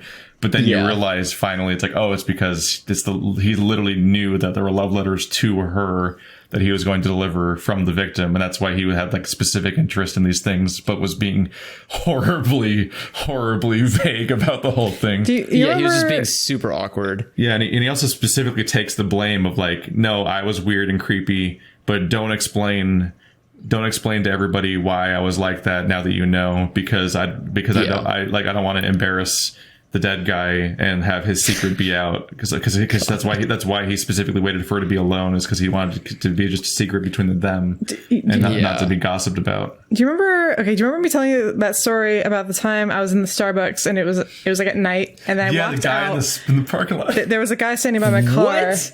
This already sounds bad. Wait, I'm sorry. Wait, say that one more time. Did you say there's a guy waiting at your car? Yeah, he was waiting at my car. And my car was not by any other car, so it was like I completely by my car. would have immediately pulled the phone out, looked at him directly in the face, and went 911. Like, enter. Hello. So this series is definitely it's written by a woman for sure, because they touch on certain things that like just feel natural to me, like that whole you're saying like Haru like realizing the person she's gonna have sex with like can potentially hurt her, being aware of that at all times. Yeah, that situation. So I had a guy sitting next to my car, and he told me that he had been watching my car for me, like as if to be protective. But the thing that was weird to me is that he must have been standing out there for like 20 minutes, because I was in the Starbucks for like 20 minutes. But then he like gets aggressive. He got like angry at me for not like thinking that was nice. This was his strategy. Yeah, he's like, he thought it was gonna work. He was like, "Oh, you should give me your number." And that he wasn't terrifying. And I was like, I stood there and I was like, okay, I'm sure you're a really nice person, but you have to understand that this is at night, and that like this like I can't approach you. Like I need you to step away from my car because I can't approach you. Not because I think you're a bad person, but just because you have to understand that from my situation. This is unacceptable behavior. I think he's a bad person. I genuinely think he's a bad person. Like, you don't stand in someone's car that you know, one, that they're alone, two, that they're a female, three, no other cars are nearby them. But some guys, like, he might be inept. Like, I just don't think he understood. Like, as a woman, I was like, you have to understand that I'm supposed to be leery of people like you. So I need you to not stand next to my car when I get into it. Like, it's the detail of like how that type of behavior. Sometimes creepy. People have a hard time with that sometimes. This is not even like at all the first situation that's like this. Like this is I have a handful of these. I doubt it. Like, I believe that you've encountered hundreds of them in your lifetime. But it's like they don't understand why that's weird. And like but I care, and I think that I feel bad for guys sometimes. Yourself, I feel bad for guys sometimes, so I explain it. Don't do that in a way that's not like. But you have to protect yourself, and it's like it's one of those things where like even if you aren't inherently a creep, this is the behavior that filters people down to where you're down to like two possibilities out of the grand spectrum of the human experience. You're down to just two possibilities, which is that you're completely socially inept or you are dangerous. And that's a bad coin flip. It's the same thing as like the idea of like a YouTuber and people just showing up at their house. Like someone just fucking finding your address, showing up at your address. Like you're either like incredibly out of touch with reality and have made a horrible mistake, or you're here to kill me. Like that's a bad coin flip. That's a bad coin flip. It's not good. Like the kind of person that took all those steps is either dangerous or an idiot. And you just don't want to take that risk. Yeah, white knights out there. But there's so many nuances though, where I just feel like, like a show where, there's a girl herbivore and this carnivore big guy wants her and everything, would have so many nuances and details would be completely different if it was written by a dude. Like there's so many aspects to this that are only possible because of who made it. There's a lot of things that I think, it's like the especially about effect. Legoshi's affection, that wouldn't be touched on if it was from a male perspective, especially the idea of like, maybe I'm wrong. Maybe this isn't love. Maybe I'm like 100% just like what the panda said. Maybe I'm telling myself it's love because I can't eat this person. It's like trying to think of like, what if Fleabag was written by a guy? And it's like, then it wouldn't be that. Like fundamentally, it wouldn't be the same thing. Yeah, and it's tough because like there is that frustration of like, well, this is only because there's not enough there's not enough female media out there that you can reasonably say like, oh yeah, this is definitely a perspective that's shared around versus this is definitely not a male perspective. I wasn't ready for that subtitle. What was it? The subtitles actually call him Ruiz with an R. Yeah, I knew that already. I just caught that. Like, what the fuck? For the English subtitles call Luis Ruiz. Like, Oh he yeah, has because an R in the subtitles, and they're it's like, trying to be oh. nice. Yeah. That's Netflix subtitles. I don't like to watch anime on Netflix. Netflix has some weird subtitlers. They make some interesting decisions. Them and Amazon will do that too. Mm-hmm.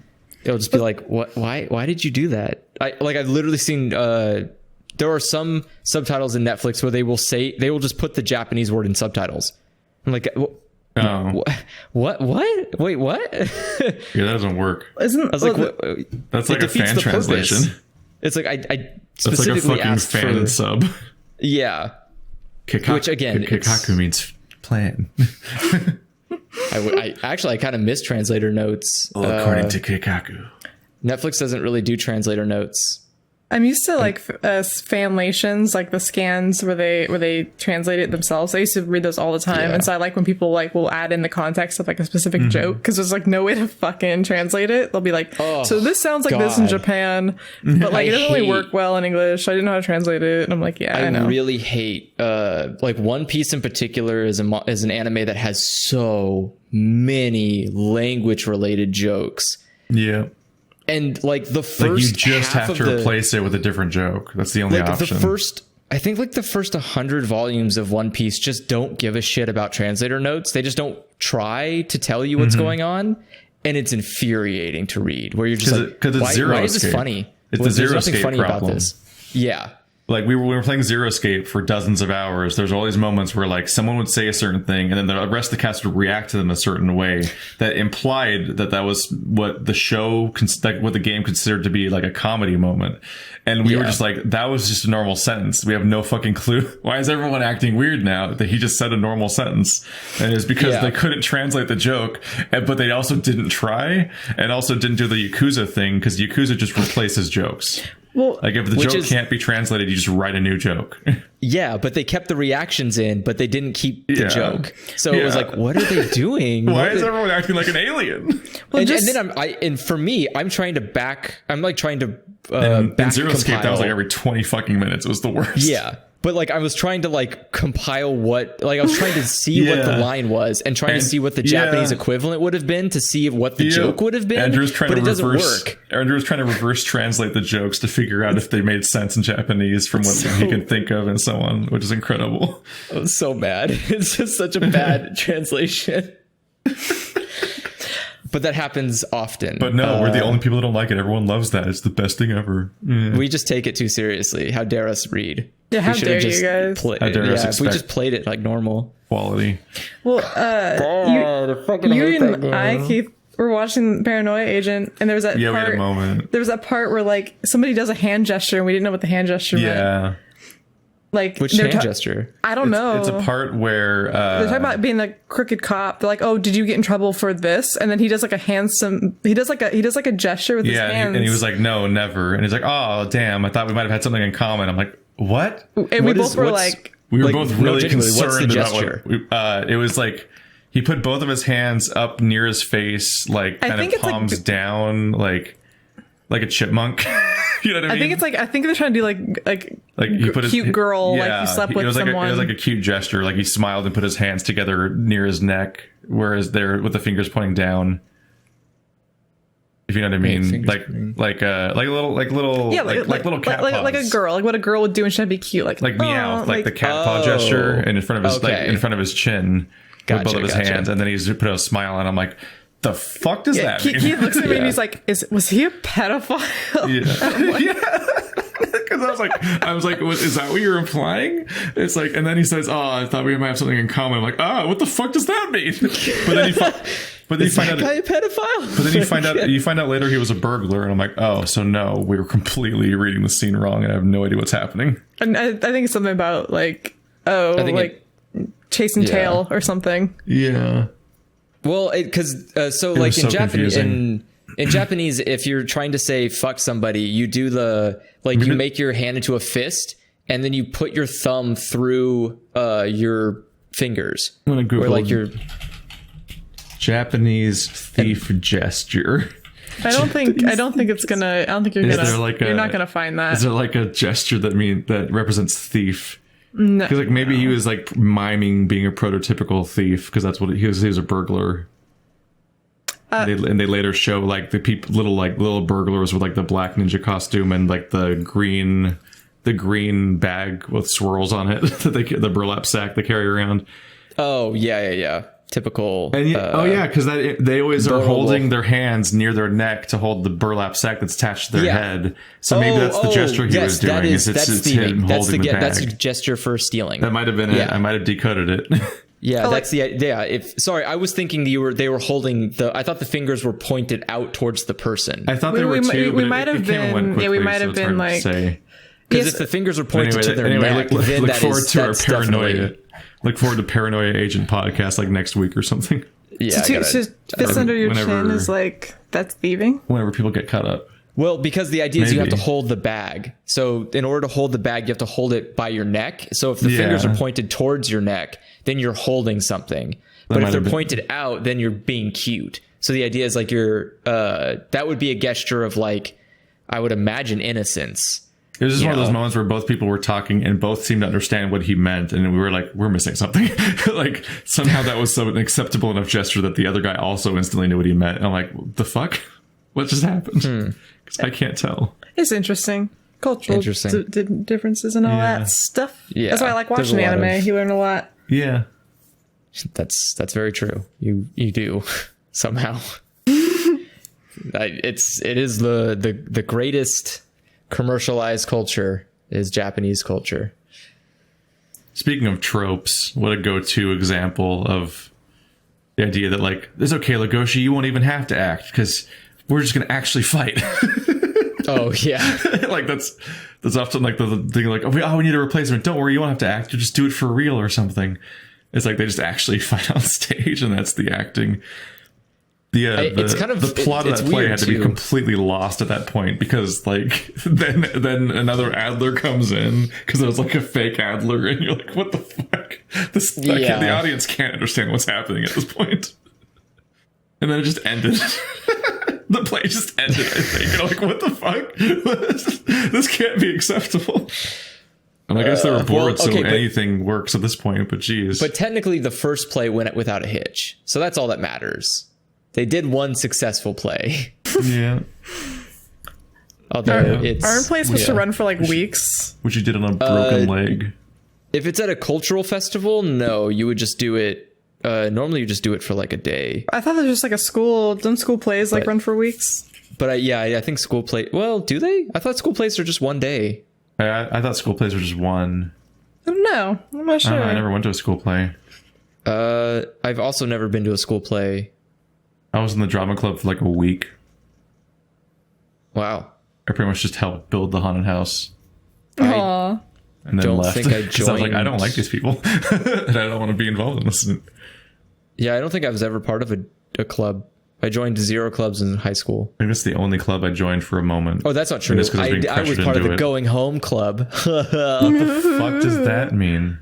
It's a joke in Japanese anime where kids don't join a club; they just go home instead. Thanks for the translator note. See, this is why it's important, because otherwise jokes just don't make sense. Anyway, that was Beastars. We all had fun. It was We're like 2 hours. We're 2.5 hours. We should probably stop. My bad. Yeah, we derailed a lot, but sorry. It's fun to talk about. There's in the back of my head, I'm like, there's some more I could probably bring up, but it's just we gotta stop eventually. I would also say I would recommend reading the manga too. The manga, yeah. If you end up liking the anime, definitely read the manga because it will give you a lot more depth to characters, and you'll like that. Because that's important. More. That's usually how that goes.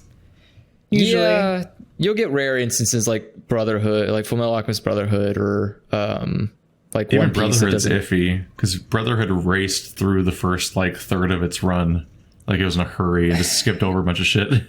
Well, and again, that's because FMA existed, so it was just like you already know this. Which is bad because those parts of the stories don't match, so you can't use it as a replacement. So it's like, but it's also the whole part of Brotherhood's a bad adaptation.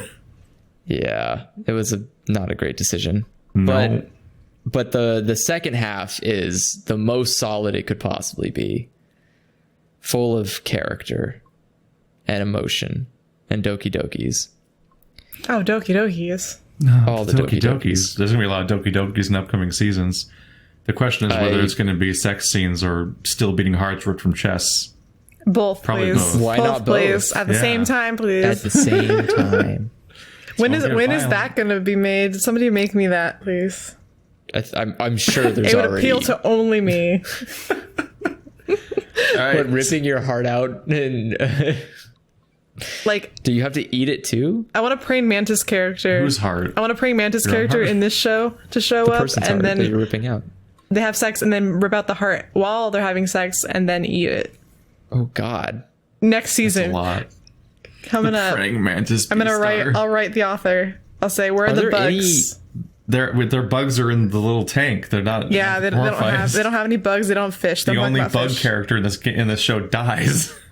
Oh man, I would imagine like lizards and stuff have it easy. All of their food hasn't been, or their prey hasn't been anthropomorphized, so they can just eat bugs. They have zero moral quandary.